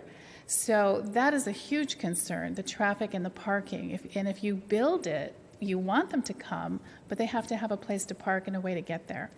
So those would be some of the issues that I'd want to look at with that proposal. So I'm supportive of the motion on the floor to start work on the corner, but absolutely to go ahead with a feasibility study on every aspect of the Lowen project. But also it has to go out to the community. We can't just do this under the radar with the 75 people who are here in the room, and I'm so glad that you are all here, and I'm so glad that you came and you spoke, and I appreciate that very, very much. At a city of 100,000 people, we really appreciate hearing from you, but I would like to hear from some of the other of the 100,000 people out there. So And it's just going to be an internal, the staff is going to do it. We're not sending it out to be fully developed. We're just going to look at the We're going to look at this, but at preliminary- some point, if we're going to consider it, it Preliminary absolutely has costs. to go out to the community. Well, we're going to come in with preliminary stuff first, right? right. And then we can determine that, okay. That's what I'm Mr. anticipating. Conley, can you talk about the traffic study and what would go into So that? my thought, Mayor, was that we could come back with a report on what we would need to do to evaluate the street closure. There are some legal issues. There's a vacation process. There would be a traffic study needed. There are some steps. I can define the time and what the cost of each of those steps would be, and then you'd have a little bit more of an informed decision as far as moving forward with the Lowen plan. Right. Yeah, that would be very perfect. helpful. Very helpful. Thank you. Deputy Mayor. That all sounds good to me. What I understand is that you're asking for direction with regard to option C. You don't have a formal proposal for us. You're asking for the direction to bring back a formal proposal for us to then approve for option C. Is that correct? Correct. Okay, so we're going to revisit this subject. Correct. I'll bring back a capital project with a budget and a more defined plan for inclusion in the CIP. Would it be fair for me to ask of my colleagues that we get kind of an answer to what it would take to assess the Lowen proposal before we're asked to vote on a final proposal? Perhaps we could receive both of those things at once, but then have another opportunity to come back and vote. That way, if we did want to invest, if we're going to want to do something more later, let's say it's $1 million proposal, I don't want to spend $250,000 on something that we might tear out 3 years from now. I mean, either we like the idea and it has enough merit to put pause on this thing, and if we've been thinking about this for 4+ years, 4 more months ain't going to kill us. We should do the right thing, not the thing that just because we've hired somebody to draw something, we can have more meetings. We should do the right thing. That's the best thing for the businesses downtown. And I just honestly see somebody who's put a lot of effort into something that's an exciting vision for what could be. And I go, that's the most exciting thing I'm seeing here of the drawings I've got. And it's the thing that I would most want to go and spend time at. And I could see other consumers wanting to go spend time at. So I just don't think a few months is too big of a delay on something that's been years in the thought, if in fact it's to get to the really the best proposal. So with that, if that's all agreeable, and we'll find out if it is, then I think I'm in favor of the motion as well. Councilmember Green. And I think exactly what Councilmember Franklin asked is probably what is going to be said by the lady on my left-hand side here, too. The reason why I can't approve the low-end proposals, I have no information on it. It's just an idea. I mean, I'd like to put a water slide from here to my house. I don't know how much it costs, but it's an idea, So that's my thing. I want you to come back and say, hey, these are the numbers, The studies alone are going to cost $700,000. The proposed construction of it's going to cost however much money, and then that way we can look at it from a numbers. I always like to say it's not magic, it's math. So if it comes down to it where the math of it works, that's great. We can't do magic here, but we can make sure that the math works out. So if you could come at us and say, hey, these are the numbers of just roughly, without spending tons of staff money on it, what we believe the low-end proposal would take, that would definitely allow us to, we'll either be saying, hey, final stamp of approval on C when you propose it to us, get it done, or we'll say, hey, don't waste our money right now. If it's really only going to be that much money, let's apply those funds towards the low-end project. And we can't even say that right now because we don't know anything numbers-wise about the low-end project. And hopefully the low-ends appreciate us getting that information because it is our job as elected officials to be fiscally responsible. So I agree with Councilmember Franklin. So I think that the motion could still stay as is. Councilmember Contreras. I agree as well. I think, if we can get the timeline right and the next time that we see this here, that we have all those details for the loan proposal. So I'm 100% in support of that. Okay, so shall we vote on the motion?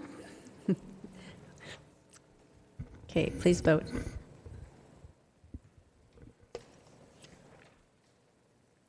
That motion passes unanimously, and we will see that subject again soon. So with that, do you know how soon that will come back to us? August maybe? Probably after the break in July. That's most Okay. likely. I'll try for Just so June. you all know, August, we have September. August September would be timeframe. ideal, yeah. August or September. Okay, just so everybody knows, that the council is dark in July. That we take a break so that everybody doesn't have to prepare our agendas and things through the month. So, okay, with that, we're going to move on to our next discussion item, D2, proposed zone change on 7.2 acres at 938 and 1022 Taylor Street. Director John Conley is going to provide the staff reporting. Thank you, Mayor. This is a preliminary review of a proposal to change the zoning at Taylor Street and Old Taylor Street. The property is at 938 and 1022 Taylor Street. This is a map of the subject parcel. It's 4 separate parcels totaling 7.2 acres in size, located at the northwest corner of Taylor Street and Old Taylor Street, just west of the fire station property. And near the intersection of East Vista Way and Taylor. It's within Council District Number 2. The surrounding land uses are primarily low-density residential to the north and west, a mix of single and multifamily residential to the south. There's a proposed apartment development southeast of the property on the vacant site that you can see there that fronts East Vista Way, and commercial uses located directly east of the subject parcel. You can note there's a pond located in the middle of the property there that is part of a seasonal drainage.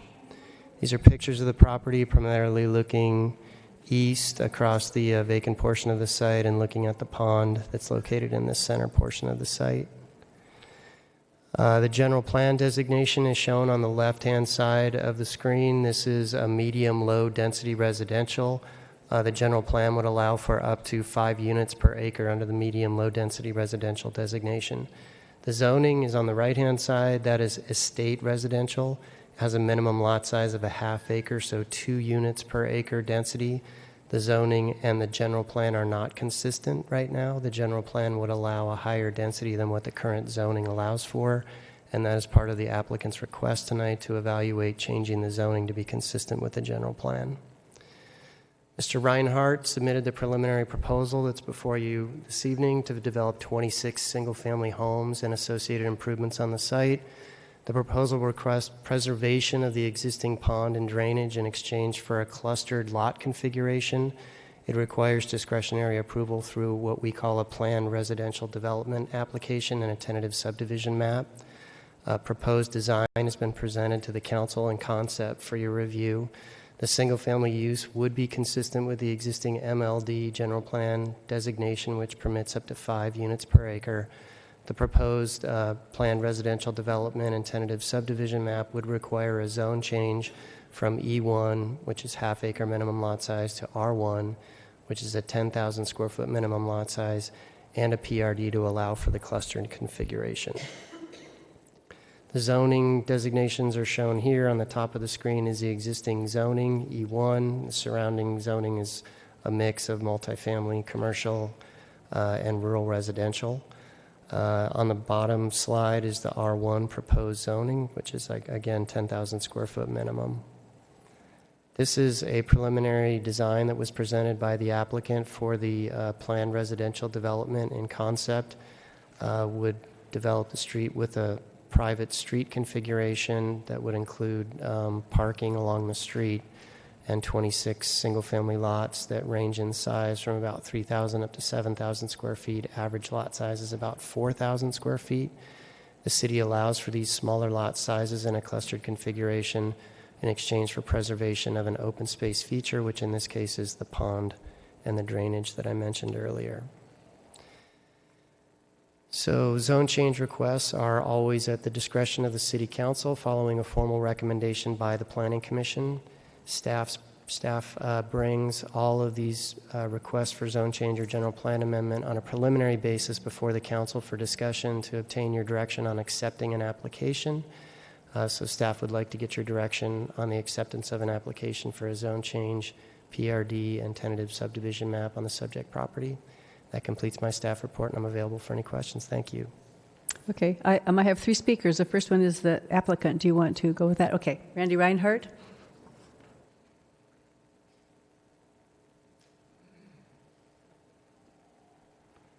Thank you, Mayor, members of the City Council. First of all, I want to thank Doris for setting up the appointments with you. She did a great job. You guys are very busy, and she was able to accommodate your schedules and availability, and I want to let you know I appreciate her work effort on that. Also, Mr. Conley is always available. He's amenable. He doesn't always give you the answer you want to hear, but he gives you an answer. And so I want to thank him for that input that he's provided. We're providing a property here. We're providing 26 single-family lots. We're preserving a pond area, which is very important to me.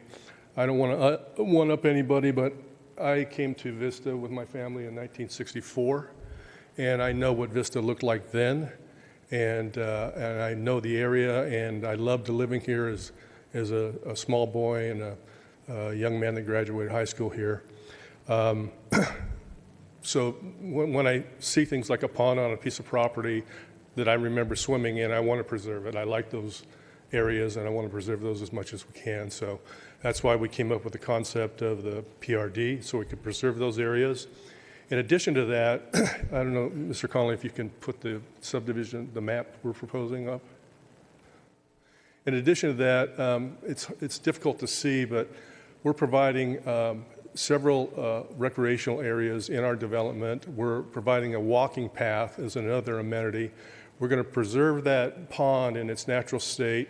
There may be some invasive plants in that pond that we need to clean up, and we're going to look into doing that.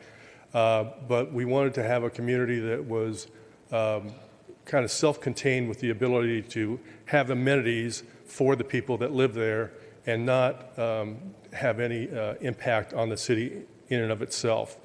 All the streets are private. They will be maintained. The pond, the drainage, all the recreational areas are maintained by the Homeowners Association.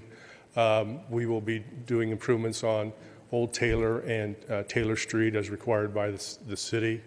And we think it's a good development. We think the density is low in the fact that we could get 35 lots, I guess, in theory, based on 7 acres and 5 to the acre. We're doing 26. Under the PRD requirements, we're required to have 91 parking spaces. We have 110, which is 21% more than required. And again, that's a convenience for our home buyers. And we think it's good that we don't tax them in that area. The existing general plan designation of medium-low density, 5 to the acre, is consistent with what the density, what the general plan density was designated 40 years ago. And then when there was a new general plan and the latest general plan, it consistently stayed medium-low density. And so we're not doing anything other than conforming to that. So with that, if you have any questions, my civil engineer's here. If you have any technical questions that I can't answer. And Okay, after the speakers, if they have questions, we'll call him up or call you up. Thank you for your time. Okay, thank you. So I have the two speakers, Anthony Voza, followed by Mary Gilman.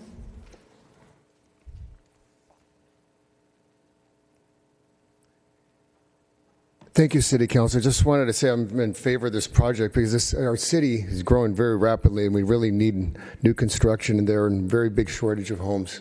So I think there would be a lot of people would say would be, against this proposal or something. But I just want to show my support that we need more homes in the area. Thank you. Hey, yeah. Mary Gilman.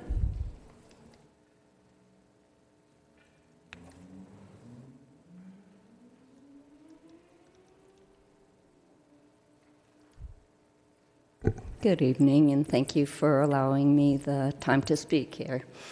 My name is Mary Gilman. I live on Holly Drive, which is just north of Taylor, just off East Vista Way. So I'm in what is referred to as the low-density rural residential area. And so I take objection to this, and I'm opposed to this because even though it is being spoken of as if it is in line with the general plan, it is not what the intent and the zoning is currently. That area, that neighborhood, meaning just that northwest area, is E1, as he indicated, that half-acre lots. And that's what the area was designed for. We all have small, 1 lane, 2 lane, 1 lane in each direction roads, including Taylor, East Taylor, Barsby, Osborne. All these streets are being impacted by the increase in the traffic, the congestion off East Vista Way, that bottleneck going up toward Gopher Canyon beyond starts right there at Taylor, and we get a lot of through traffic coming through the streets, coming through Taylor. People get frustrated, they turn off there and they try to go through the neighborhood. So it's increasing our congestion, our traffic, our risk, our safety risks. And again, it's changing the nature of our neighborhood that is zoned to be rural residential. So those are my main issues. And again, as long as we keep building along East Vista Way, there's the property that has been approved right there at Warmlands, just north of these sites, and just south of there, across from the fire station, is the apartments that are being proposed. And so making that that area, the north side of Taylor, into a multi-residential area is just going to compound these issues and change the nature and the quality of life for us. And so again, I live in that neighborhood, and so I'm representing myself as a property owner and a resident, and also representing GARD, Guacombe Alliance for Responsible Development. So thank you for your time and consideration. And I know, Vista's growing. I mean, that's, everywhere is growing. But, I'd much more like to see and encourage the smart growth as described in the city plan and in the climate action plan, to do that more where there is already the infrastructure and not along these small corridors. So thank you for your time. Thank you. That is our last speaker, so we'll go to the Councilmember Green. All right. Thank you, everybody who spoke. Thank you, Randy, as well. I have met with the developer, or Randy, I guess. I've walked the property, and initially I was skeptical due to the current zoning of E1, and I'm always skeptical of zoning changes. However, when I looked at my general plan and I saw that it is in our general plan zoned for R1 residential and 5 lots per acre, I thought, we put that plan together for a reason, because the city is growing and because we do have to accommodate growth. Initially, when I walked that property, I was skeptical of, the flood issues. There's what was supposed to be a dry creek that wasn't dry. We went back and forth over if that was dry or not, and it was wet as heck, but apparently you guys are going to be able to engineer around that, so that's not a flood zone. But bottom line is the zone change on this is something that I'm going to support. Even though the lot sizes are smaller, this is going to be a plan unit development or plan residential development, whatever you want to call it. They are allowed to group those areas together. And walking this area, that pond's really nice. There's a nice recreational area around there. I really feel like it is going to be a great development for the area.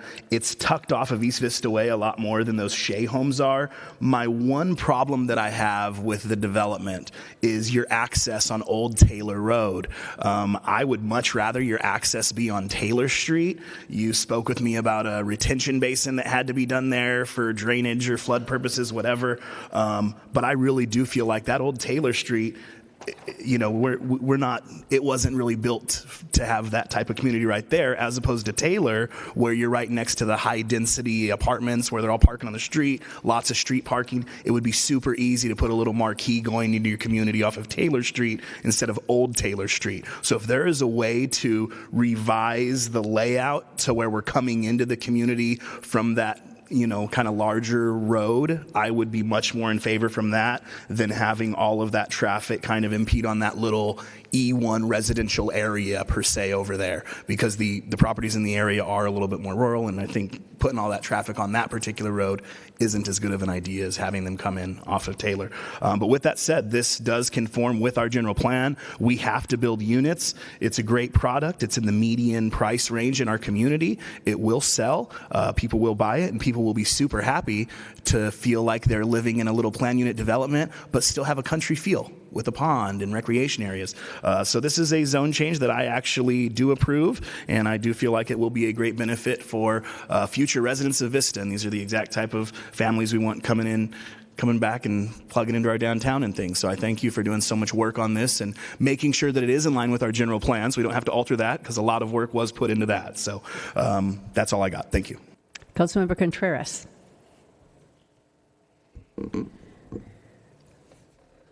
So my comments really hinge around open space and the pond area. Right now, that pond is not accessible to the public, correct? So I really appreciate the route that you all took to preserve the pond, but for me to do a zone change, I really think that the open space should be for the entire community in that area and not just for this development. And I say that because we have the apartment complexes right there. We have, some other developments, and there's not anything walking distance that's open space for people to use.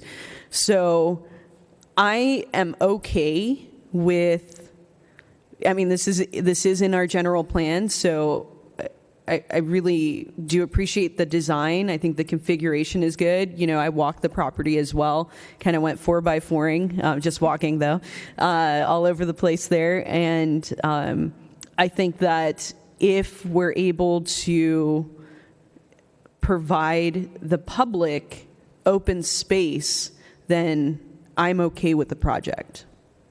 So that's where I stand. I really do think that the pond, this is a great opportunity to bring that into the public sphere for open space.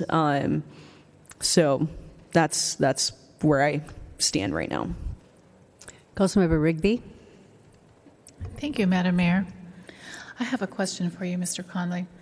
In your report in Taylor Street zone change discussion, it says proposed PRD and TSM for planned residential development and tentative subdivision map would require a zone change from E1 to R1, and in parentheses it says 10,000 square foot minimum lot size. Okay, then I'm confused. I don't admit that often publicly. On the plan that we got, it has this little box up here that labels out every one of these lots is numbered, and there's a corresponding lot number and a lot size. There isn't a single one of these that's 10,000 square feet. What am I missing?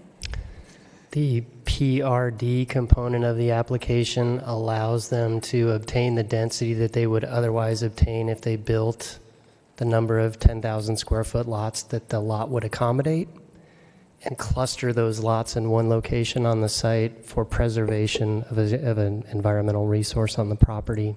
So they basically could calculate the number of lots that they could get in the R1 zone and put them in a smaller space in order to preserve the pond. That's what the PRD allows for. It's a discretionary approval, so it still has to go through a planning commission and council formal public hearing, but that process is provided for in our code. So these lot sizes,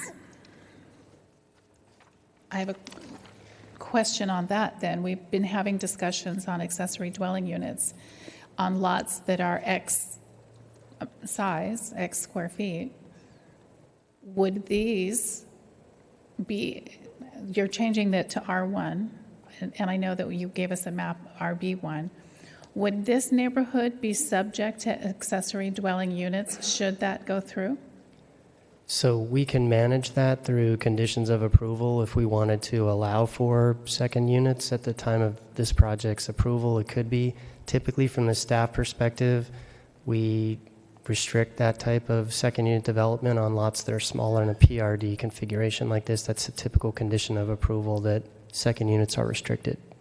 So then that's my question, because their lot units only go from 2,000, or their lot size only goes from 2,000 something to, most of them are 3,000 and 4,000. You've got one or two at 6,000 and one at 7,000. The really nice ones as you're coming into the entrance are the bigger ones. The really teeny ones are in the back. But they are claiming, because they take the whole, the entirety of the space and divide it up, and that gives them 10,000 square foot lots, but in reality they don't have that.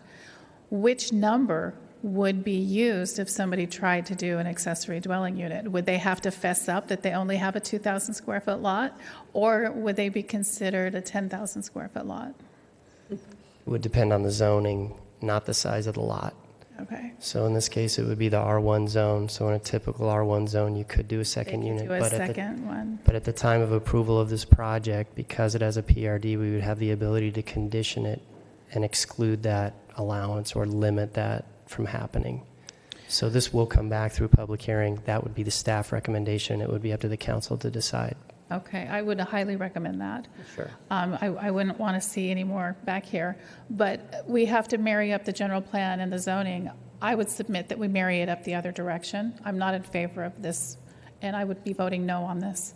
I think the density is too high. Okay, that is our last speaker. But I have a question for the, because he said there's 90, he only required 91 parking spaces, and he has 110. Is that right? Are the 91 like in the driveway or in the garage only? Are there some on the street? Are these extra ones, are they on the street for visitors? Their proposal includes private garages and driveways on a number of the lots, but there are some lots that didn't have space for a full driveway, and so they have a number of guest parking spaces on the street. That are close to that particular property? They're spread around the project. Okay. So that would all be reviewed. All we're really looking for tonight is to say yay or nay on the zone change application, so we can take it in and process it, but all those details of traffic and access and lot sizes all will that all other come stuff back comes to you. later to us. Oh, okay. Okay, well, in that case, did we have a motion? Did you make a motion? No. Councilmember Franklin. I was just going to add my voice and say that, we are required by the state of California to plan for and build a certain number of units as assigned to us by the county after they're allotted by the state. So given that necessity to provide for these units and not particularly wanting to build high-rise, I know some people do, developments in Vista, I think these are nice single-family homes that, I certainly would have been happy to have owned a home in a development like this.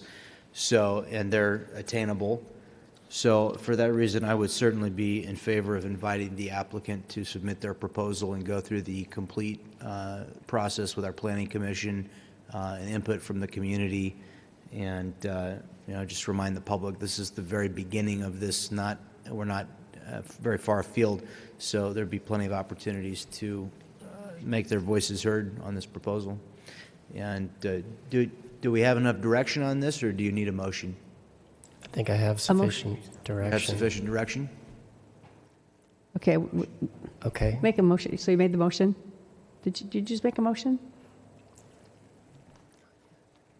Mr. Conley says he doesn't need a motion. Does one of the members of the council desire to make a motion? I think it'd be good to have a motion. I have a quick question. Yeah, you're next. I just want to check and see if he's making a motion. Deputy Mayor was talking about we need to reach our numbers, and I'm assuming you're talking RENA? Yes. Does this project qualify for RENA? This is not an affordable development. So these houses don't go to RENA. They don't. We go into have our numbers. We have above moderate requirements under RENA that this project would go toward, but the affordable components of RENA, which are the hard numbers to reach, no, this project Which are the would ones not that we're contribute. trying to aim for in our community. So, yeah, still not in favor. So we don't have a motion? As I was saying, I'll make the motion. Now we have a motion. I second the motion. Okay. Once you tell me what the motion is, sorry. You move to The it. motion is to approve the proposed zone change on 7.2 acres at 938 and 1022 Taylor. I second that motion. And then it's going to come back to us Just later. to clarify, it's to approve accepting the application for the zone Yes. change. Thank you. Thank you. Thank you. Okay, and I have a motion and a second, okay. Did you have something else, Councilmember Green, that you want to say? No, that was it. Okay, cast your votes, please. And that zone change will come back in a public hearing? The motion passes Yes. 4 to 1 against, so. Okay, so moving on. Oh, I lost my agenda. Hold on. I was organizing myself up here, and then I forgot. I lost my agenda somewhere. Oh, here it is. Got it. Never mind. Okay. D3, our fiscal years 2019-20 and 2021 operating budget overview, and our Assistant City Manager, Allie Zimmerman, will introduce this item. Thank you, Mayor. Good evening, Mayor, members of the City Council. With me tonight is Sarah Taylor. She's the Senior Management Analyst who's responsible for the preparation and administration of our operating and capital budgets. Tonight we're going to be providing you a macro level overview of basically our general fund units for fiscal years 2019 and 2020 and 2020-2021. I'm going to just call it two-year budget for the most part. This general fund overview is actually the first of 3 steps that we take in order to adopt an operating budget by July 1st. After we review this and receive any direction from the City Council to move forward, we will present you with a detailed, full operating draft budget for discussion in May, and then a final document for adoption in June. I do want to recognize that almost every employee in the city plays some part in our budgeting process, and we appreciate their diligent efforts in either preparing or administering the budget all year long. We start in the fall with a major review of revenues, and we continue through the spring to bring you a document that is sound and balanced. And so I want to thank everyone for their efforts, especially Sarah Taylor and Liliana Montez, the management analyst who's been supporting our project.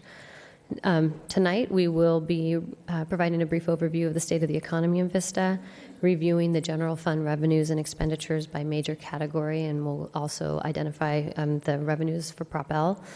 We'll briefly review programs that the general fund subsidizes and highlight a few of our accomplishments from the last calendar year, review the goals, and then receive any new direction the City Council may have. So just to start, I'm pleased to report, oh, you can leave it on this one. I'm pleased to report that the city continues to benefit from a stable economy. Our unemployment rate as of November of 2018 is 3.4%, which is very low. The county is just lower than us at 3.2. That's 3.2, but we're lower than the state, which is at 3.7. Our improved economic conditions over the last few years have allowed for an increase to the city's emergency reserve as prioritized by the City Council's goals. We're now at 30% of our fiscal year 18-19 operating budget. And as we finalize the preparations of the operating budgets for the next 2 fiscal years, our income and planned savings use will be in line with the expenditures and transfers needed to effectively operate the city as illustrated in your agenda report under Exhibit 1. However, we will continue over the next month to review and refine our budget document to achieve balance. We are not yet balanced, which is common at the overview point. And any additional changes that are made by staff will be incorporated. Our expectation is that we will present you with a balanced budget at the draft in May. Are we not having trouble? We're having a little bit of trouble. I'm going to try and go back. I don't want to get too far ahead of myself. So we're doing something new this year for the first time in about a decade. The city is proposing to present a 2-year, a biennial operating budget as opposed to a 1-year budget. We haven't done this in a while. Last year we made the move with our capital improvement budget, and what this is allowing us to do is to be more efficient with our human resources and reallocate the majority of our budget person's time in the off year to the other budget's majority preparation.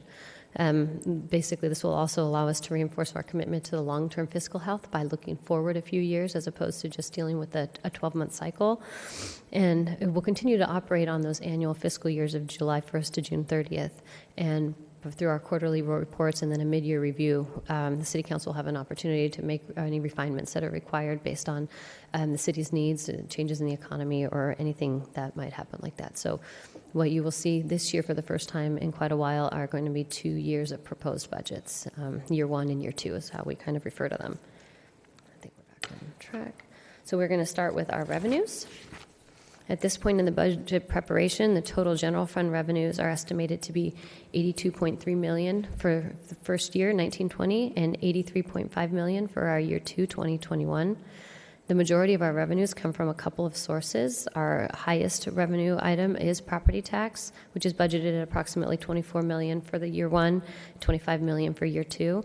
Those have increased a little bit based on some movement in the housing market, as well as the fact that we are coming off of the end of what we call the Prop 8 recaptures during the recession.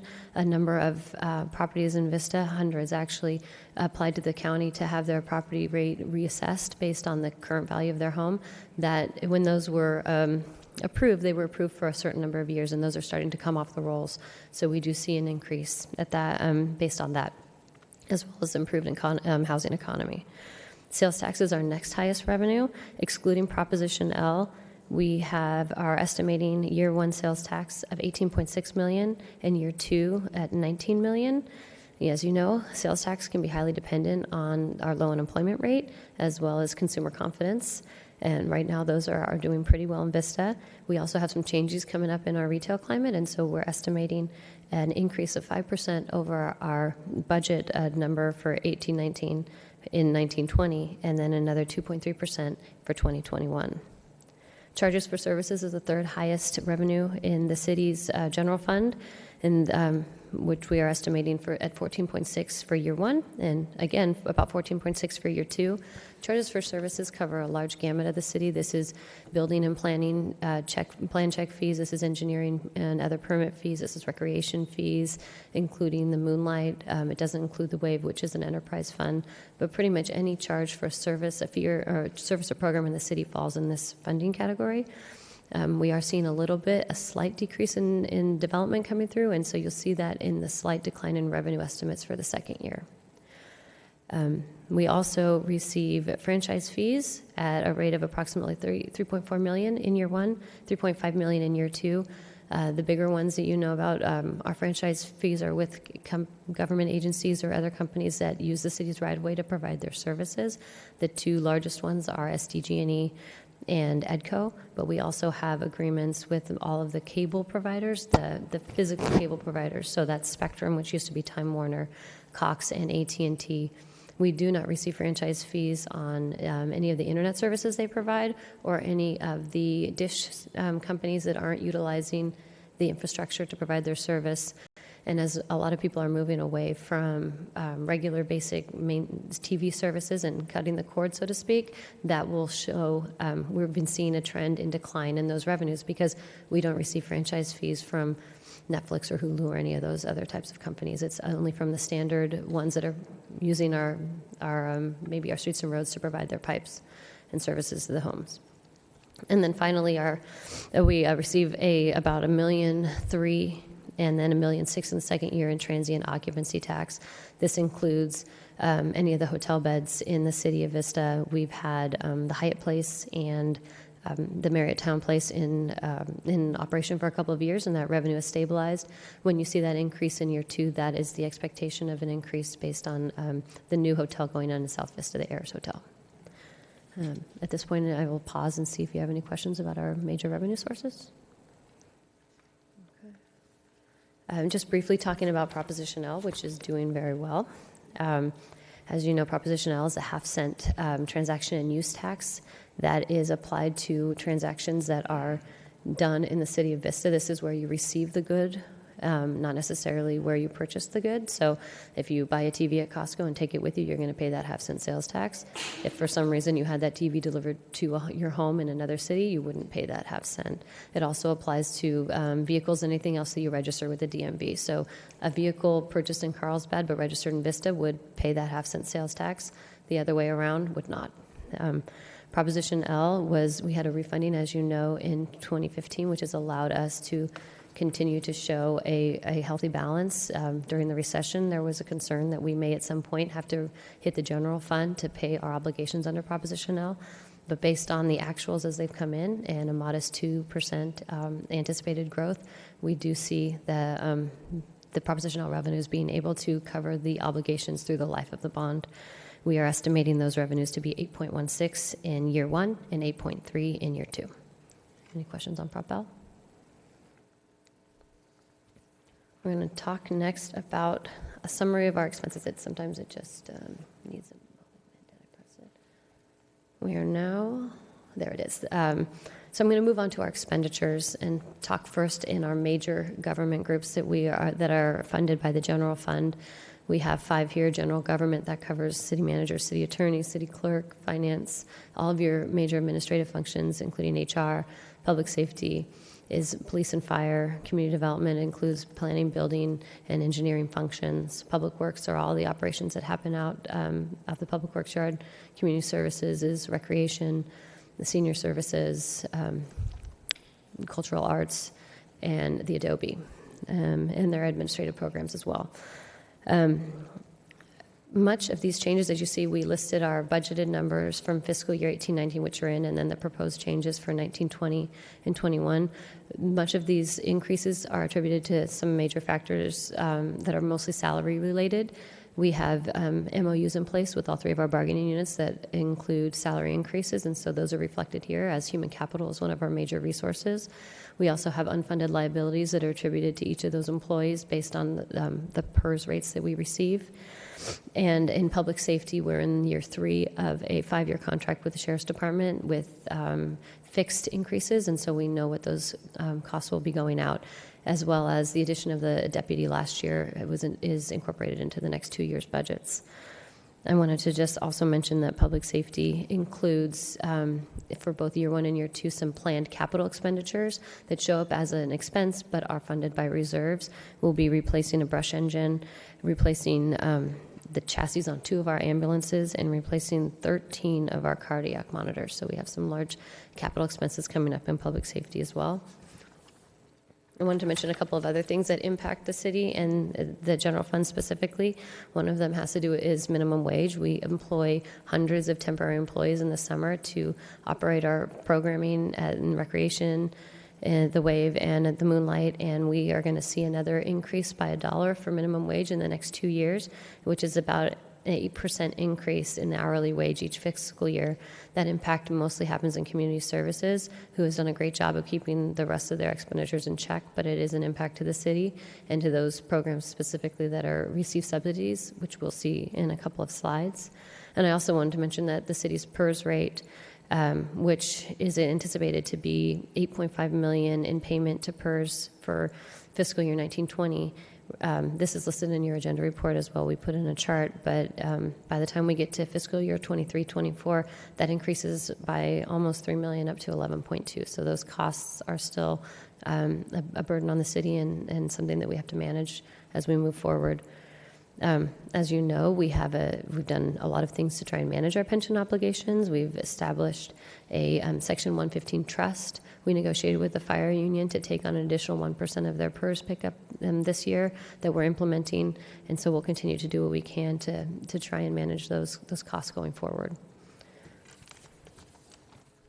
I'm going to move to another slide on general fund expenses, and then I'll move on. We can take questions now or when I get through this slide, but I'll leave it up. This shows the same expenses that I just identified by category, but now it's by kind of summary. The way that they are budgeted in our thing, basically staffing, which is our major cost, operations, the service contract, the biggest one there is our Sheriff's Department contract, and then everything else that we put in for the city. And as you can see on this slide and at this point in the budget process, we are not balanced in either year. We are looking at about $1 million shortfall in year 1 and about $2.5 million in year 2. I wanted to make sure that you guys realize that this is pretty common at this point. When we presented an overview to you last year, we were at $1.4 million in arrears. And through continued refinements, identifying any potential changes in expenses and revenues, we do anticipate presenting a balanced budget to the City Council in May for discussion. That would also depend on any additional directions received tonight that we may have to incorporate. But I also want to mention these numbers do look pretty big, but one of the major potential funding sources that we have and we have not incorporated yet into these numbers because we're still working through some refinements are potential revenues from the medical marijuana dispensaries that were adopted or approved under Proposition L. We have potential for 11 to open, and so we're trying to take a conservative approach to what those might look like, especially in year 2 of this budget when they could potentially be up and running. And so we'll present that and identify that number for you when we bring the draft budget in May for consideration. The other thing we might be looking at for the second year, we have a very good idea of what our costs are because most of our costs are pretty identified going out, but revenues can be a little bit harder to anticipate out for 2 years. When you look at some of the fees for services, it may be identified that we're going to recommend potentially a modest increase to a wave ticket or the cultural arts programming or any of the recreation programmings, and any of those recommendations will come back before you in the discussion item in May as well. So at this point, I'll pause for any questions on the expenditure side. Councilmember Green, do you have? Yeah, the only question I had was that public safety, obviously, we're at $46 million for it in 2018, 2019, and then we go all the way up to $51 million in 2020, 21. So it's like an increase of over 10% of our budget. And I know you said that we're purchasing a brush engine and 2 chassis or something like that.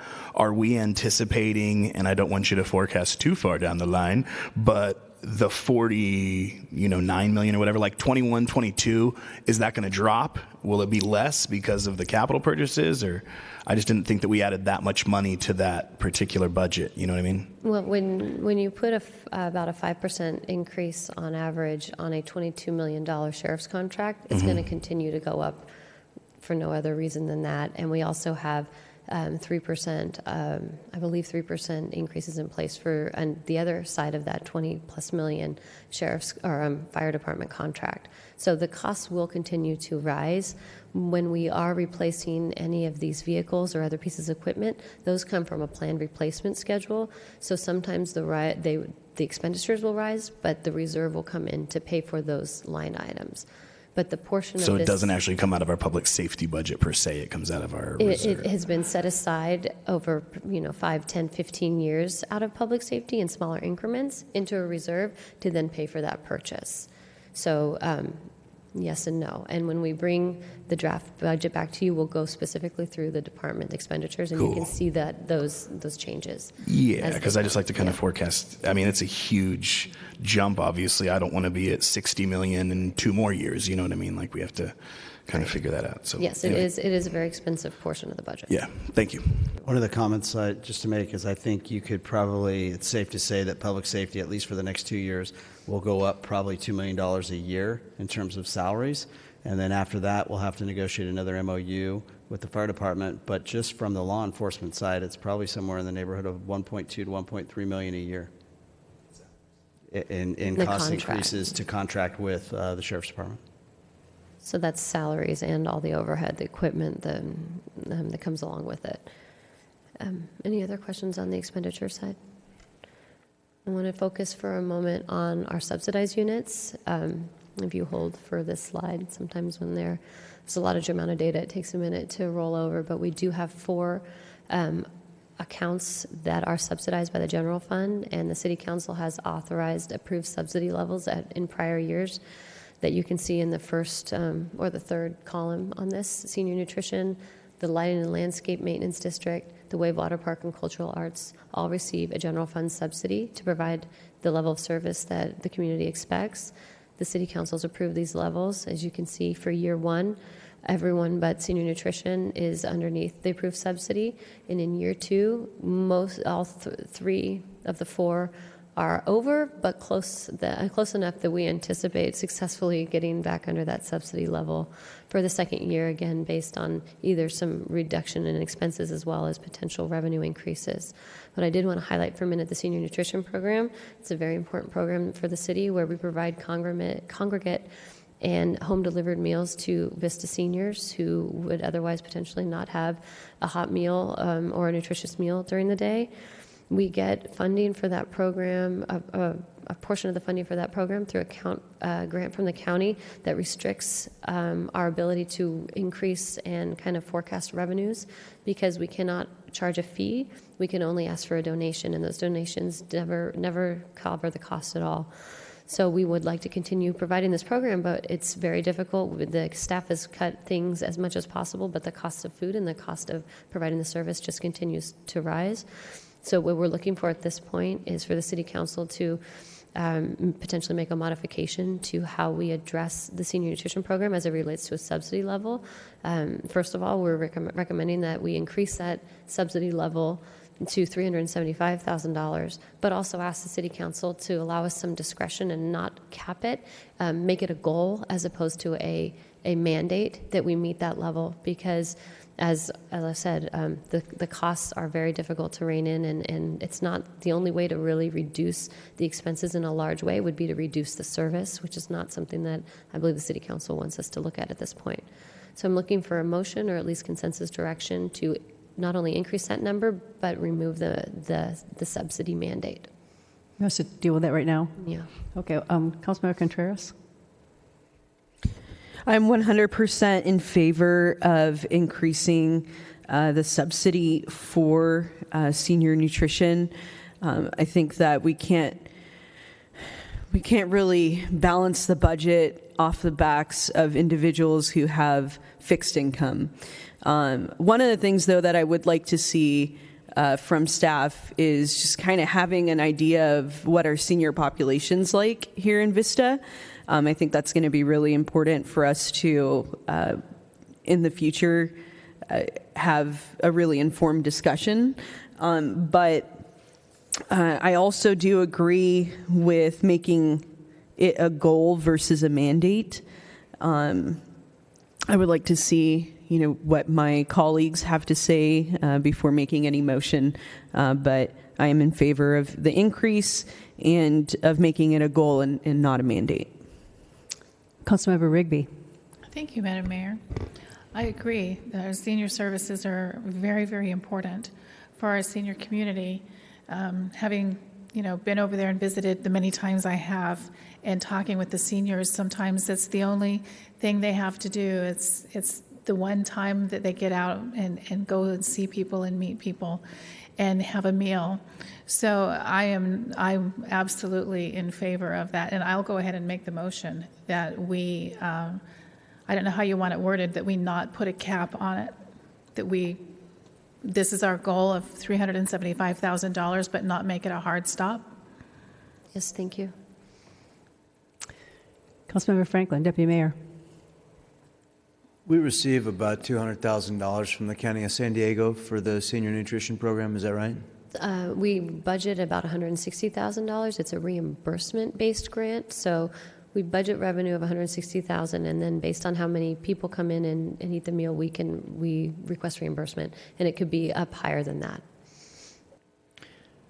So we get $160,000 to $200,000 in revenue, but we're spending, looks like soon close to $400,000. Do we agree that this benefit is a benefit that we believe we're providing to people who are in need? Yes. Do we think it's wrong to ask people if they're in fact in need and to make sure the benefit is used for people who are in need? Can't ask them that, can we? Right now, we don't ask people, and therefore, and we can't ask for a number, and we're not getting. So the question is, we don't know anything about the population of folks other than the fact that they're over the age of 65, we don't know anything about the financial condition of the individuals who are eating these meals. My question is, does it behoove us, if we're using public dollars and we're intending to help those who are in need, does it not make sense for us to be good stewards of the public's dollars and to, in fact, ensure that the resources are given to those who are actually in need?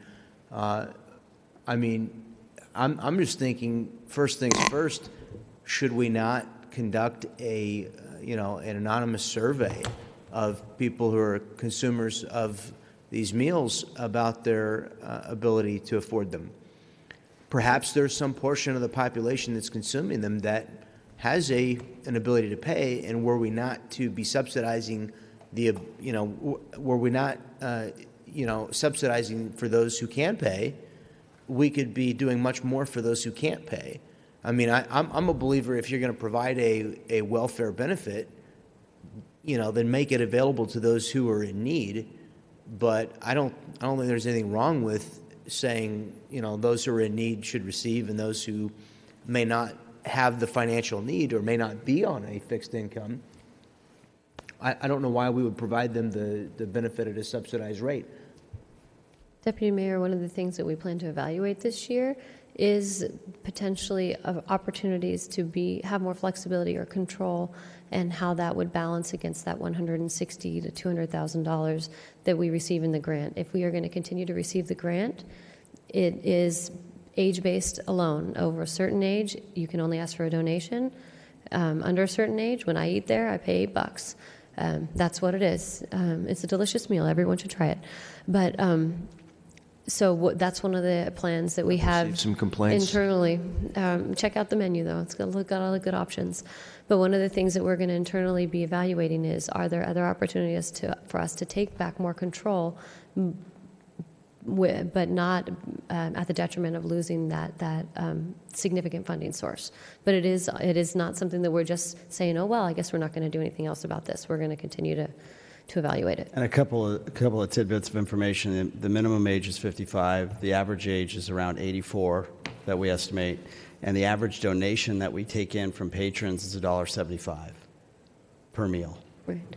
And just to also add, basically anyone who's over the age of 62 is presumed eligible for benefits under federal guidelines. It's just what it is. It does not matter your income eligibility, and I believe the county uses those same guidelines to establish this, and I'm fairly certain that most of the cities throughout the county do use this program. So it's I don't know that we're allowed to do some surveying, but again, these are the types of things we want to evaluate. We don't want to just say, oh, well, we can't do anything else. Right. But I don't want to go ahead and say... I'm not suggesting that the people that are eating the meals aren't, by the greatest portion, in need. I'm just saying we don't know. So I don't know if we can ask or if we can't ask, but if there's some way to attempt to obtain data to help us understand the problem better, that information might serve us as decision makers. And, though as I said to staff when we met on this subject, I've had family who was on a fixed income. My grandmother, she grew up in the Depression, and she would take all the food that was offered and she would try and offer it to me. And I would tell her, Grandma, food is for people who are in need. I'm not in need. This is back when I was in college, and she tried to offer me the USDA packaged food. And I told her, don't take what you can't eat, because this is for people that have a need. But she, was from an impoverished background. And some people, if you offer something for free, whether they have a need or not, they may take it. And then if you don't have the ability to ask for or demand enough money to cover it, folks might give $2 thinking that's what the value of the meal is, and it doesn't cover the cost of it, and it becomes a problem. So I don't know. I just think more information is better. I agree. So obviously we have to operate within the confines of federal law and state law, and nobody would ever suggest to the contrary. But I'm just saying, I don't think it's ought to be taboo to ask to make sure that public resources that are put forward as welfare benefits for people who are in need, to serve people who are in need, should be, if we can do it, reserved for people who are in need. And this will be That's my point. evaluated. Absolutely. Yeah. And like Ms. Zimmerman said, the county grant doesn't allow us to ask, but we are going to evaluate the options. If we didn't take the county grant, what would our costs be, and how would that look?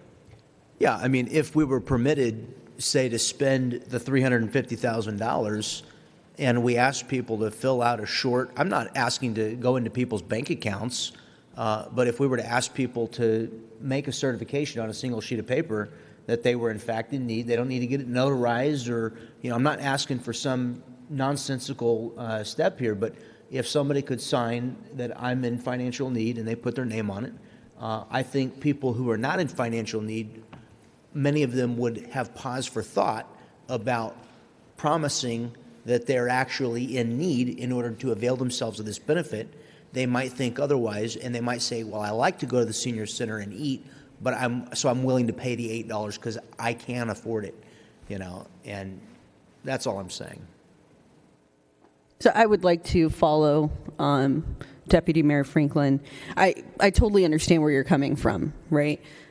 Also, I think what is not being taken into account with the reasoning that you brought up is that even individuals who have more economic means, they may not be able to prepare their own meal. Right, but if they have the economic means and they want to go and eat the meal, then go and eat the meal, but pay the cost of it.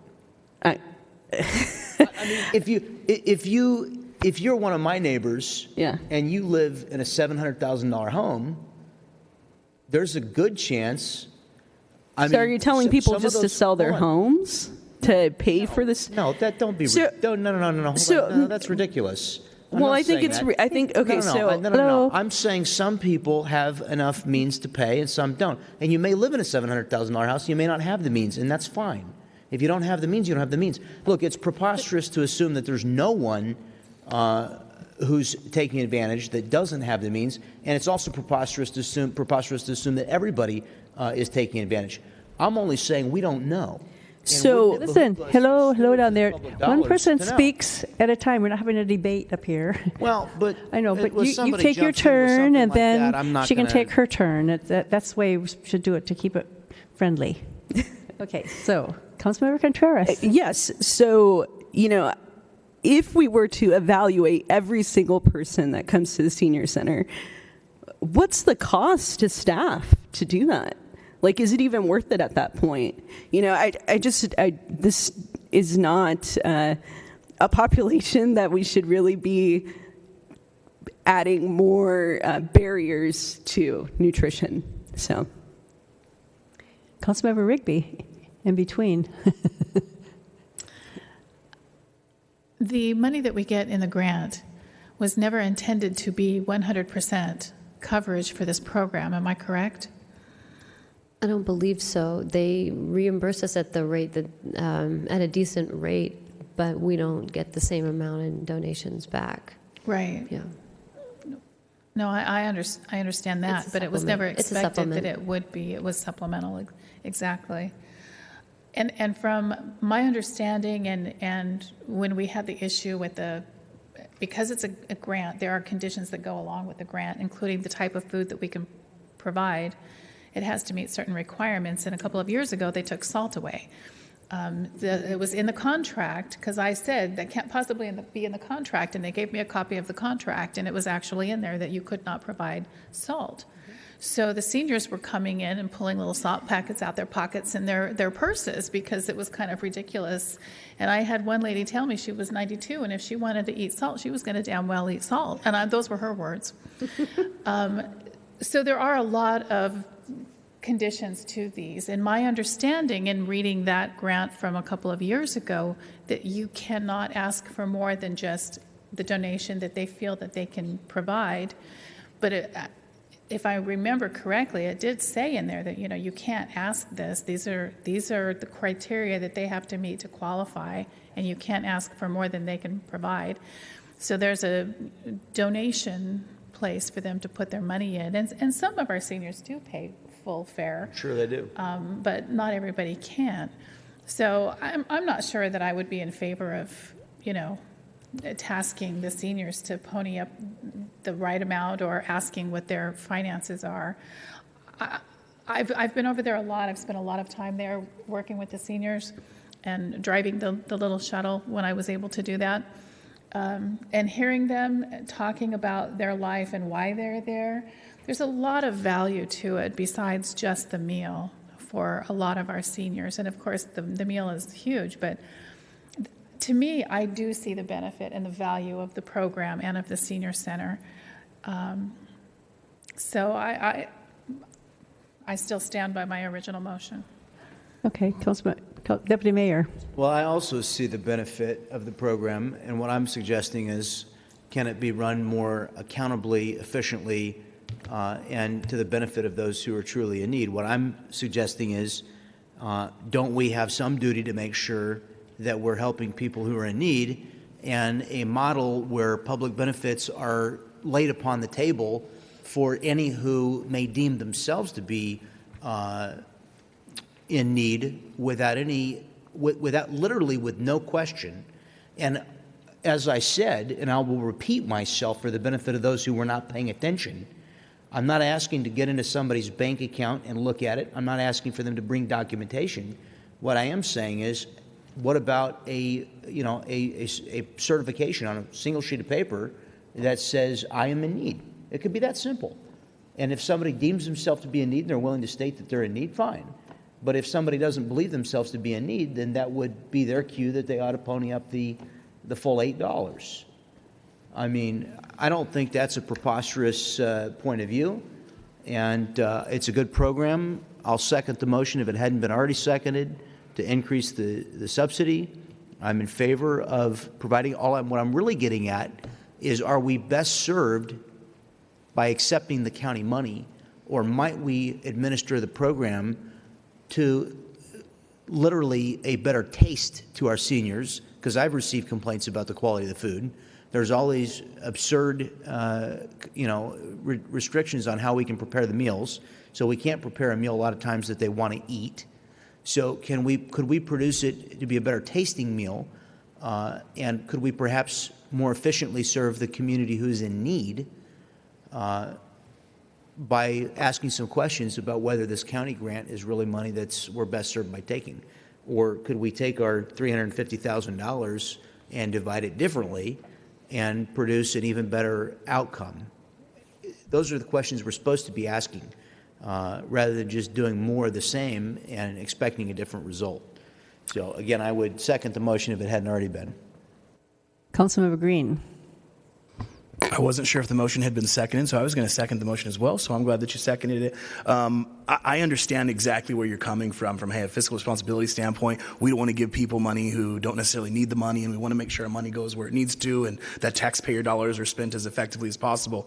Unfortunately, what it sounds like is that with this program, it's not our duty to do that, and we're not allowed to make that our duty. Is that correct?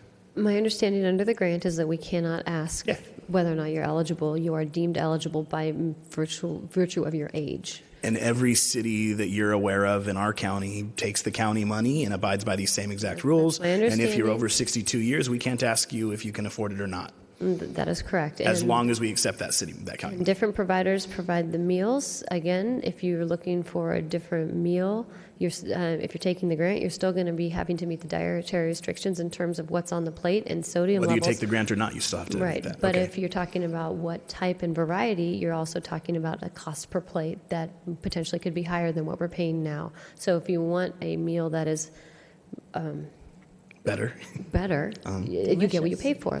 We can just say it like that. And I have tried the meals, a number of them. They might be a little bit bland, but they put some Mrs. Dash on the table, and Yeah. you're just going to shake. No, it I've had on. some good meals there as well, so. But you know what? I haven't had a problem with any of the meals I've I have one more question for you. Are any other cities in our county here that you're aware of turning down that county money so that they are able to police their seniors who are supposed to be paying? I am not aware of it, but we can evaluate that as part of the full review. The answer is no. The answer is no. Nobody's aware. Okay. So, yeah, with that said, I advised that if we need to allocate a little bit more money to the seniors for them to eat, we're not allowed to ask. I like that they give us 160 grand, maybe they're 160 plus our 350, put it together and we do something good for. And we do receive, about $30,000 a year in the donations as well. It's not like we're receiving nothing, but it's small because again, it's a donation. So our patrons are giving us $30,000, and the government is giving us $160,000. Correct. So if we get rid of that $160,000, now we're just stuck with our $30,000, and we might get 20 more patrons who pay that $8, but that's not going to add up to $160,000. That would be part of the evaluation. Okay, cool. Thank you for your time. I'm ready to vote whenever. Good math there. Yeah. Deputy Mayor. I respectfully object to the use of the word policing because that was not what I was suggesting. But thanks for the pejorative. So if we're all through discussing this, can we vote? Okay. Please cast your votes. What are we raising the cap to? 375 is a goal.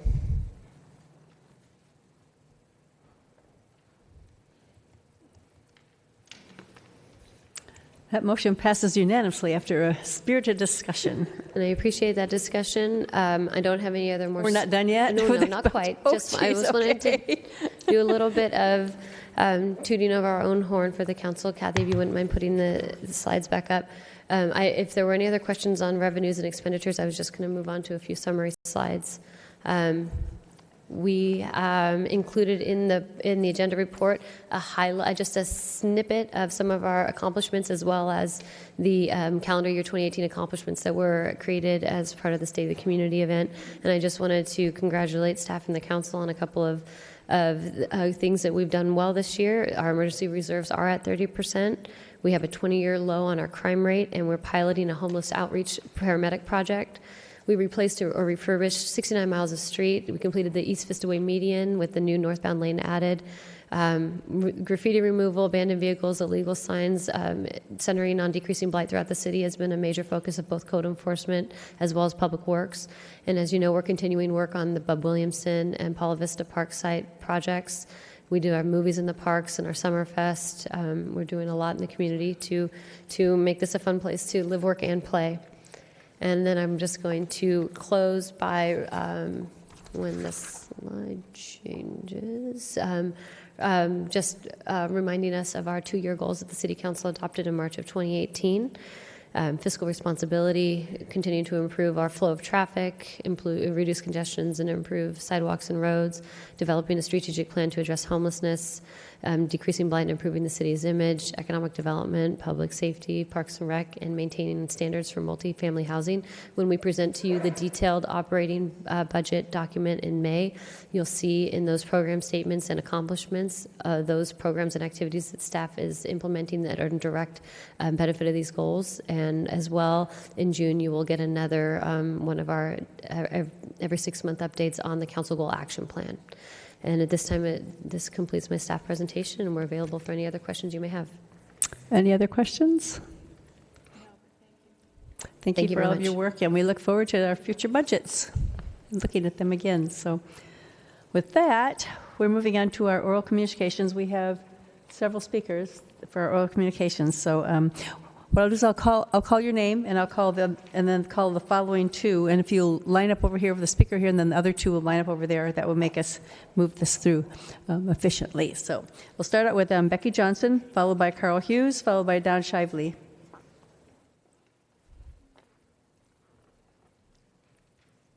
Good evening. My name is Becky Johnson.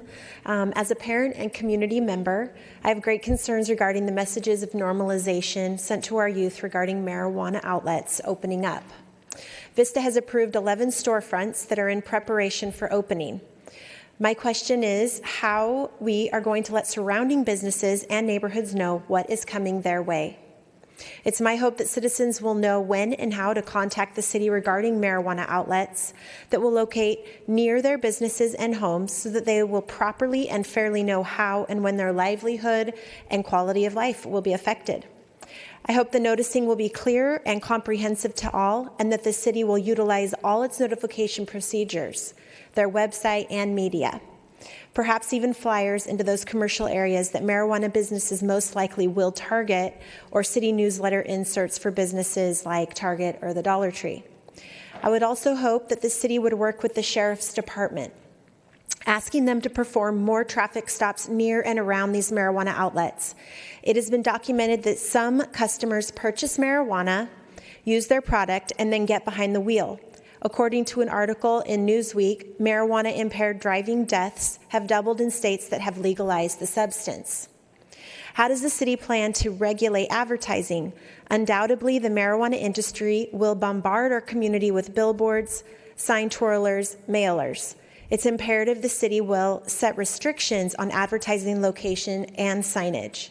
A youth education countermeasure would be a great way to implement counteractive education and counter marijuana preventive messages. I urge you to consider these matters and how the citizens of Vista and show the citizens of Vista that you are willing to push back on the normalization of marijuana in our community. Thank you. Just, I didn't say this, but each speaker is given 3 minutes, and as a reminder, we're prohibited from discussing an item that's not on the agenda or from answering questions posed by the speakers, but I will say the one thing that we're planning on putting some information out there and very, very soon on a lot of the things that you just mentioned. So, okay, so Carl Hughes, followed by Dan Shively, followed by Catherine Briggs. Hello, Mayor Ritter and Council. Today I'm here to talk about the illegal marijuana grows on our public lands.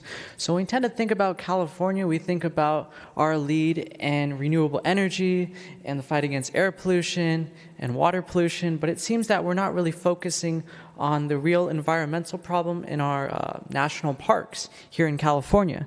So we have an environmental threat along with the threat of cartels. And so this was actually mentioned in May of 2018 by our Attorney General Xavier Becerra, who stated that the illegal growth of cannabis is undeniably a major threat to public safety. It is also killing our wildlife, polluting our waters, and destroying our public lands.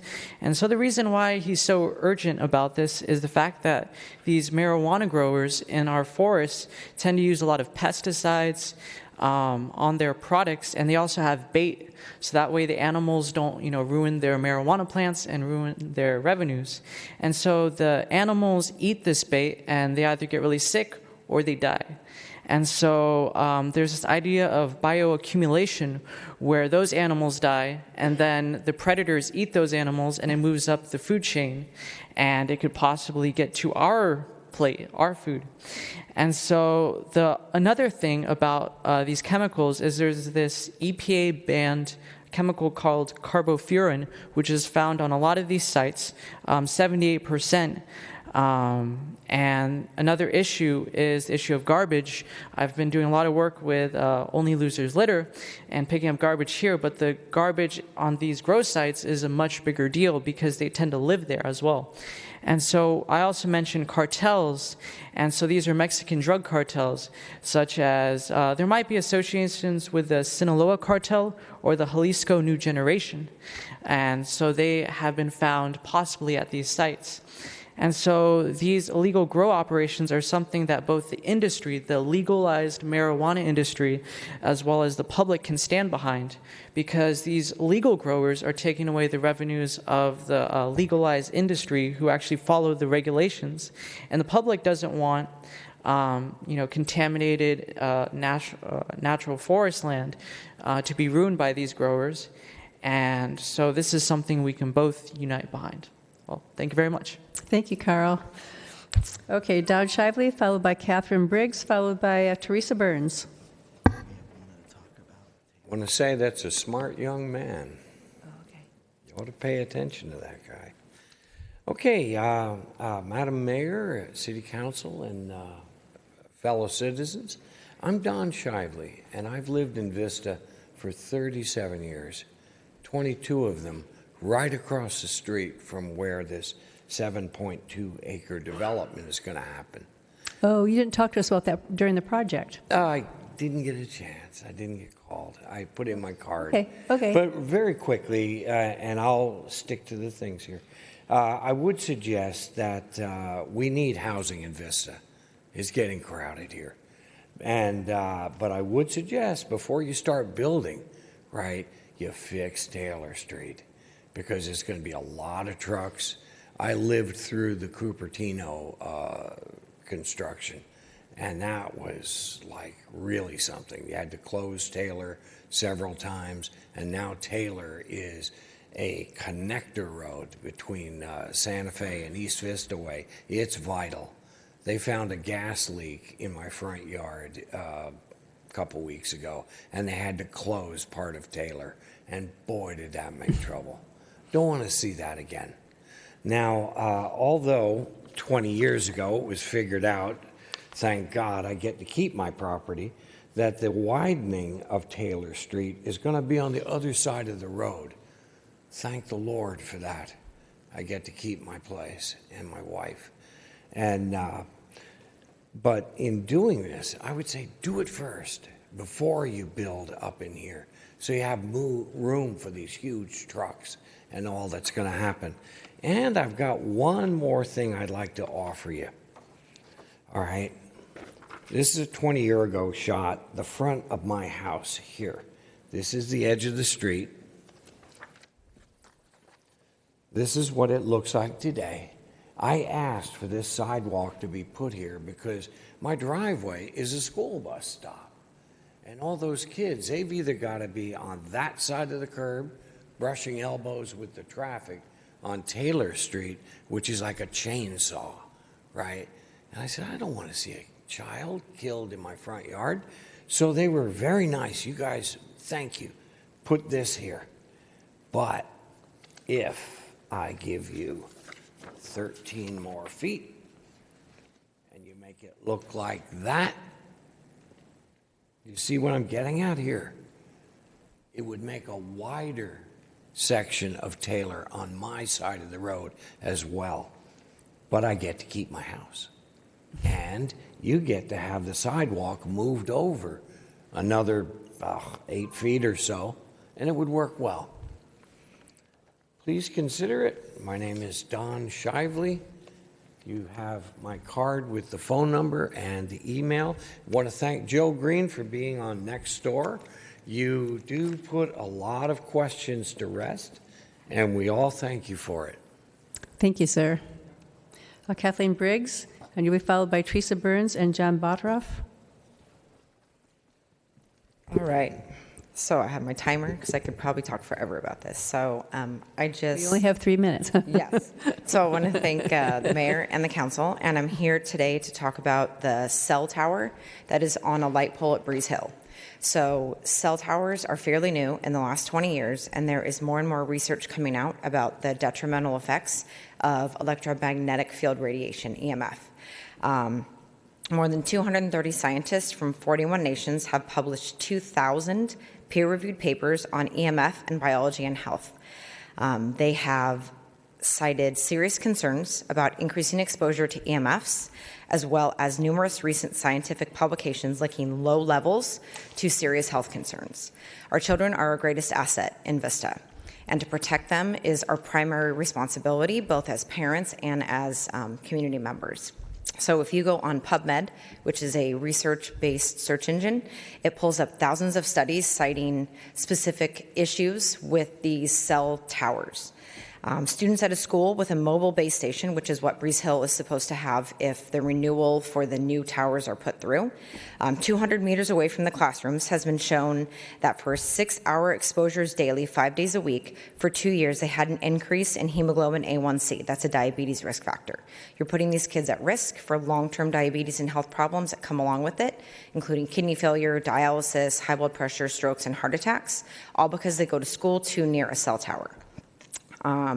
There was numerous studies that show central nervous system damage, problems with neuronal cells killing themselves when they are not functioning right. They continue to live, and that causes cancer. There is serious effects of sperm issues like sperm count, sperm motility, sperm morphology. That is infertility. There are serious issues with, there was another study that showed school children exposed to these EMF base stations for 6 hours a day, 5 days a week for 2 years, showed associated delayed fine and gross motor skills, spatial working memory issues, and attention problems in school. So I know that Vista gets money from having these cell towers, but maybe having it at a school of any kind is not the best location for it, and maybe there is a better place for this cell tower. I know they're not going away, but there are thousands of studies about the health problems of it, and I just think that that's something that needs to be thought about when the cell contracts are renewed. I think it's in July the contract is up, and maybe there's a better place than near our school children where there have been documented ill health effects. So that's it, and I feel like an adult for talking at a city council meeting, my first time ever, and I'm missing my daughter's softball game for playoffs, so I'm going to scoot out of here after this. So I'm sorry, but I do appreciate your time, and if you have any questions, there was a handout that I gave to the city clerk. I am always available for any questions or anything like that. I am an ER nurse, and I do have a bachelor's degree and a specialty certification in emergency medicine, so I'm always available. I'm on next door. I live on Sunset, so I appreciate your time. Thank you. Thank you for hanging in there all this time to talk to us. Oh, not a problem. Okay, Teresa Burns, followed by John Botroff, followed by Suzanne Hume.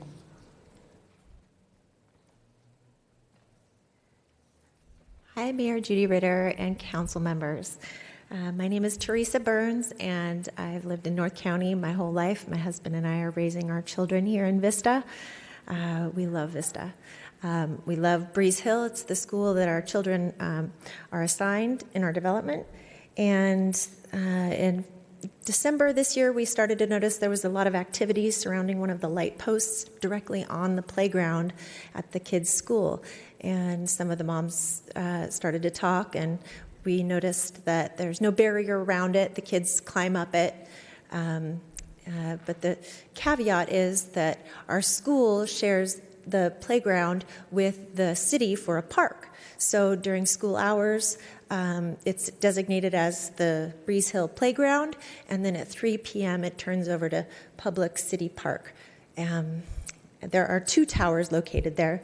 The one that I would like to speak about tonight is directly on the playground without any barriers to prevent children or adults from climbing it and committing suicide, who knows, along with the other health concerns that Katie spoke about.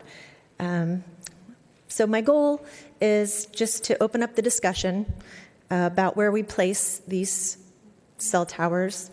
And in the meantime, we would like to have safety, accountability, and some positive actions on behalf of the school due to the placement of these towers on our playground. The safety would be to include barriers around the towers so the children cannot climb the poles.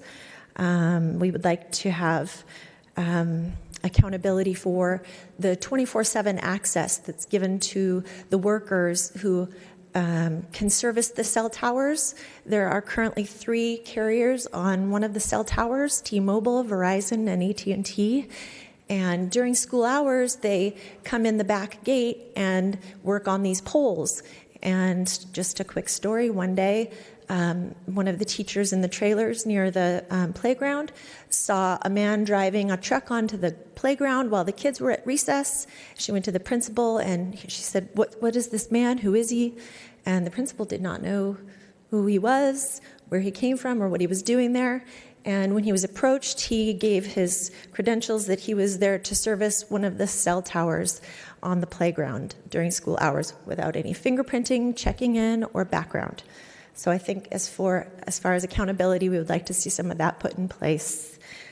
Accountability for the services that they're using from our tax dollars. Currently, there's nobody monitoring who pays for the electricity that's generated. It's generating their cell towers. So it looks like that bill, since nobody's managing that, is being paid by the tax dollars instead of the companies who currently have their cell towers on the existing structure that's based at the playground. I need you to wrap up. Your time is up. Yep.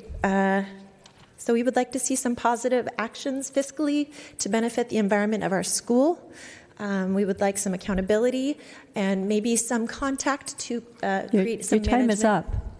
Of this location at our school for our children. Thank you very much. I appreciate your time. And thank you for waiting. John Botroff, followed by Suzanne Hume, followed by Nikki Leeds.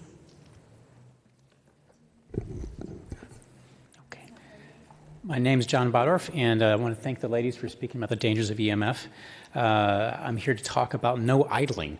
So in the Vista Climate Action Plan, if you look, I have a little PowerPoint there, 58% of greenhouse gases in the city of Vista, from a city standpoint, come from both fleet and employee commutes.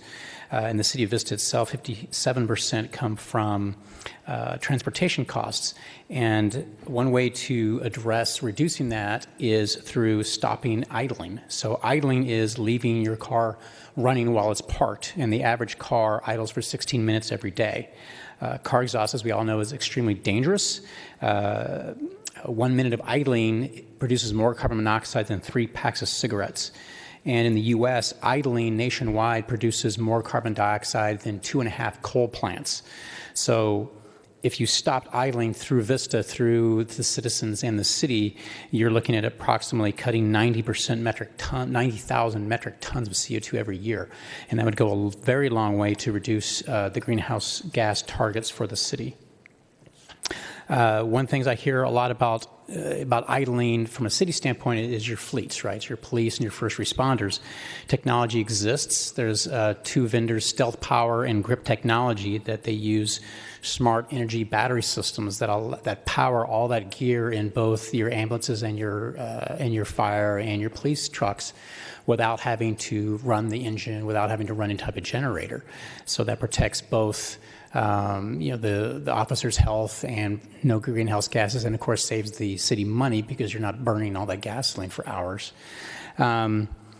I talked to Stealth Power specifically. They do use this technology throughout the city of New York. So all their ambulances use these systems, so they're able to run all their gear, air conditioning and heating year-round without having to idle. And they said that it pays for itself in a year just by fuel and maintenance costs. So from a how to stop idling standpoint, I would ask the city to look at passing ordinances and a resolution to initiate education programs to stop idling. Signs are cheap, $15. Put some kids' art on there. Put them in schools, parks, city buildings, parking lots to educate people. Most people that I run into, they have no idea. They don't even think about the fact that while they're idling, carbon monoxide and all these toxins are pouring into the street. This is nothing new. There's no idling ordinances already in 9 states nationwide and a number of cities. And the state of California passed in 2015 ACR 160 to call on people to not idle near children. Of course, no one's really heard of it because there's no education part of it. There's no actual any teeth into it. So I would ask the city to address it, not only from a health standpoint, from a public safety standpoint, but to reduce greenhouse gases and to make our air a lot better. Thank you very much. Thank you. Suzanne Hume, followed by Nikki Leeds. Hi, and thank you so much. My name is Suzanne Hume. I'm a teacher, and we started the nonprofit cleanearthforkids.org. I'm sorry that our PowerPoint didn't have time to load. You have it, but we have additional resources, policies. Everything is for free, and it's on our website. We're looking forward to working with you. We're very hopeful that the mayor and city council members will take the No Idling Challenge. And so this is going to be nationwide and actually through many countries and continents, a challenge to turn off your engine. And so, as John mentioned, metal signs are $15. So when we put children's art on them, more people are going to pay attention. So you can join us or do your own contest through your city and challenges. We'll be on a podcast coming soon, and we'll give you that information. So sample policies and procedures are on our website, and sample letters to parents, delivery drivers, etc. So everything is there, pretty easy. Again, we're a non-for-profit, and we're trying to get grants for Vista School District, Oceanside School District. Anyway, we're also working with Carlsbad. We would ask that you would please add a no idling ordinance, which, would put a little teeth in and remind people not to idle, but certainly a no idling resolution. So we're pretty confident that Oceanside and Carlsbad are going in this direction. We were very excited last night in Oceanside at the Planning Commission. Russ Cunningham, principal planner for Oceanside, is a superstar. He has added no idling to the climate action plan because he realizes the dangers to public health, children's health, and the obvious thing to do is to cut greenhouse gases in Vista 90,000 metric tons by cutting idling in 1 year. So we're really excited to work with you. As John mentioned, the start-stop technology exists, so you don't need to buy a new fleet. You can simply add that technology. So with cleanearthforkids.org, what we are doing, we are urging people. We have 25 projects, and one of them is planting trees and flowers. So we're asking cities to join with us. We're remembering students we've lost and others as well. And then, of course, here is a picture of our no idling sign. We're also working to try to remove the pesticides and toxic chemicals, and we have a plan to do that. You can work with us. We've been successful in very many other cities and states. So this is all about children's health, public safety, and good sense. So please join us and add a no idling resolution and topic on your next agenda. Thank you so much. Thank you. Nikki leads. That's followed by Sophia Ramos. After Nikki. Hi. Good evening, everyone. I was out of town at the last meeting, and I heard that this issue was discussed. I think it was actually my mother who discussed it because she lives closer to what it is that I'm going to talk about. But anyway, I'll just get on with it. I know the Bazaar Road, the roundabout, and very high concrete curbs at Santa Fe and Mar Vista were discussed at the last meeting. There's also been a lot of complaints and discussion on various local social media outlets. I'm sure you've all seen those. Last night, I actually had the unfortunate opportunity to drive to this area and experience the intersection myself. Whoever is responsible for this messy intersection really needs to start over. And that intersection was tight before. And now with the ridiculously high curb and hairpin tight roundabout, makes the intersection more dangerous and more challenging to navigate. I mean, it's a hideous sight, and it's really hard to navigate, and you should go over there. Please have those responsible for this unnecessary mess re-engineer something that actually helps traffic flow, improves safety, and eliminates driver frustration. Sometimes projects just need doing over, and this is one of them. I respectfully request that the intersection be fixed post-haste. Thank you so much. Good night. Thank you. Sophia Ramos. Good afternoon. I'm just here to say that I oppose any cell tower, even though I think there already are, going up on any school grounds where children spend most of their day at. And that's it. Thank you. Okay, thank you. We appreciate that. Okay, that is our last speaker. So with that, we'll go to our remarks. I'll start down with Contreras, Councilmember Contreras. Thank you, everybody who stayed. Thank you, everybody who spoke. We had wonderful discussions today, and I hope everybody has an amazing rest of their Tuesday, and I look forward to our next council meeting. And as always, bring a friend, because these can get really exciting. So I want to see more people here. Thank you. Councilmember Green. Awesome. Yeah, thanks everybody for showing up. Thanks everybody for speaking. Thanks you. What do we got? 7 who stayed. Prime time. Also, I just want to give a shout out to the best staff in North County. Our directors sit back there in the back every single meeting, and they have to watch this meeting. Thank you guys for all you do and all you do to make us look good up here at the end of the day. Really appreciate our city staff. Thank you. That is so true. Deputy Mayor. Councilmember. Rigby. Rigby, yeah. That's okay. I would submit that we have the best staff ever, not just in North County, just saying. As always, thank you for what you all do for us. Thank you for staying. I appreciate hearing everybody's comments on all of the topics that we talk about, and topics that we probably ought to talk about. But also to let you know that tomorrow I'm leaving for the airport at like 3:30 in the morning. I'm going up to Sacramento. Tomorrow's the annual Legislative Action Days in Sacramento, so the Capitol is open to everybody to pour in from all over. And I have several meetings scheduled with our legislators, our Assembly members, and our Senate members.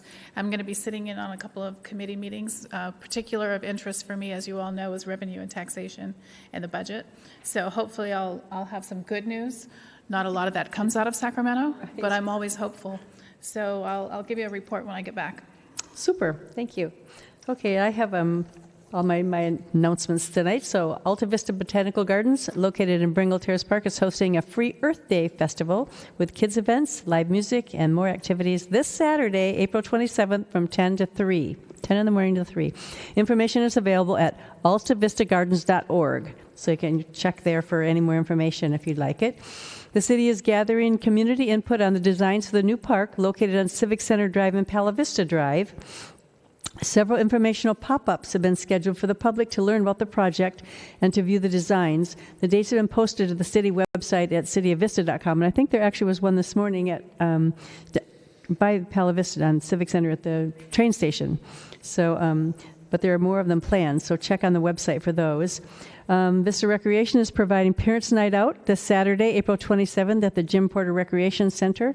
The parents can drop the kids off from 5 to 9 p.m., and the kids will be entertained with games and activities, and the parents can enjoy a night off or an evening out. Registration is available at vistarecreation.com. And lastly, tickets are on sale for The Moonlight Presents Star Wars, The Force Awakens, and The Millennial Falcons on Saturday, May the 4th. So visit moonlightstage.com for more information. And that is my comments. So turn it over to our city manager. Thank you, Mayor. I have a few of them. Just want to let everybody know that a soil study is being conducted at Buena Vista Park. That'll be tomorrow, Wednesday, and Thursday. And there'll be borings going on, so there will be noise around the park between 8 a.m. and 6 p.m., but it'll be over by Friday, so if any residents are interested. Saturday, April 27th is Prescription Take-Back Day, so if you have used or unused prescription medication that you would like to drop off, the location for us is on, where's it at? It's at 310 Sycamore Avenue, which is the Walgreens. And then you can always, during regular working hours, drop it off at the sheriff's station at 325 Melrose. I tell them don't flush them. Yeah, don't flush them down the toilet. Don't put them in the trash. And they take go, them back. yeah. Then they go back into the water and things. So that's correct. And then on April 29th, we'll be holding our forum here at the Civic Center at the Morris B. Vance Community Room on homelessness. So that'll start at 6 p.m. So I encourage people to attend that. And then, as Ms. Leeds was discussing, we are improving the roundabout, and we have re-engineered it. And those high curbs that people are seeing will no longer be high in the next 2 weeks. So the high curbs are there right now, but we are actually elevating or raising the base paving over time. And so we're going to add on Thursday, we're going to have a base paving level be added. And then the following week on May 3rd, they're going to add more base paving. And then they're going to finalize it the following week to raise the base level of the asphalt so it'll be normal curb heights. So that is very temporary as they go forward with the construction project. And the goal is to have that done by May 12th. So that is an update on the Mar Vista roundabout. Super. City Attorney, anything tonight? Nothing tonight, Mayor. Thank you. How about our City Clerk, Kathy? I just want to remind students, if you're interested in applying to serve as a youth commissioner, applications are due May 1st. To be eligible, you need to complete the 8th grade by July 1st and not have reached your 19th birthday. Thank you. Okay, Claire, anything down there? I want to say congratulations to Kathy. And she's the best boss ever.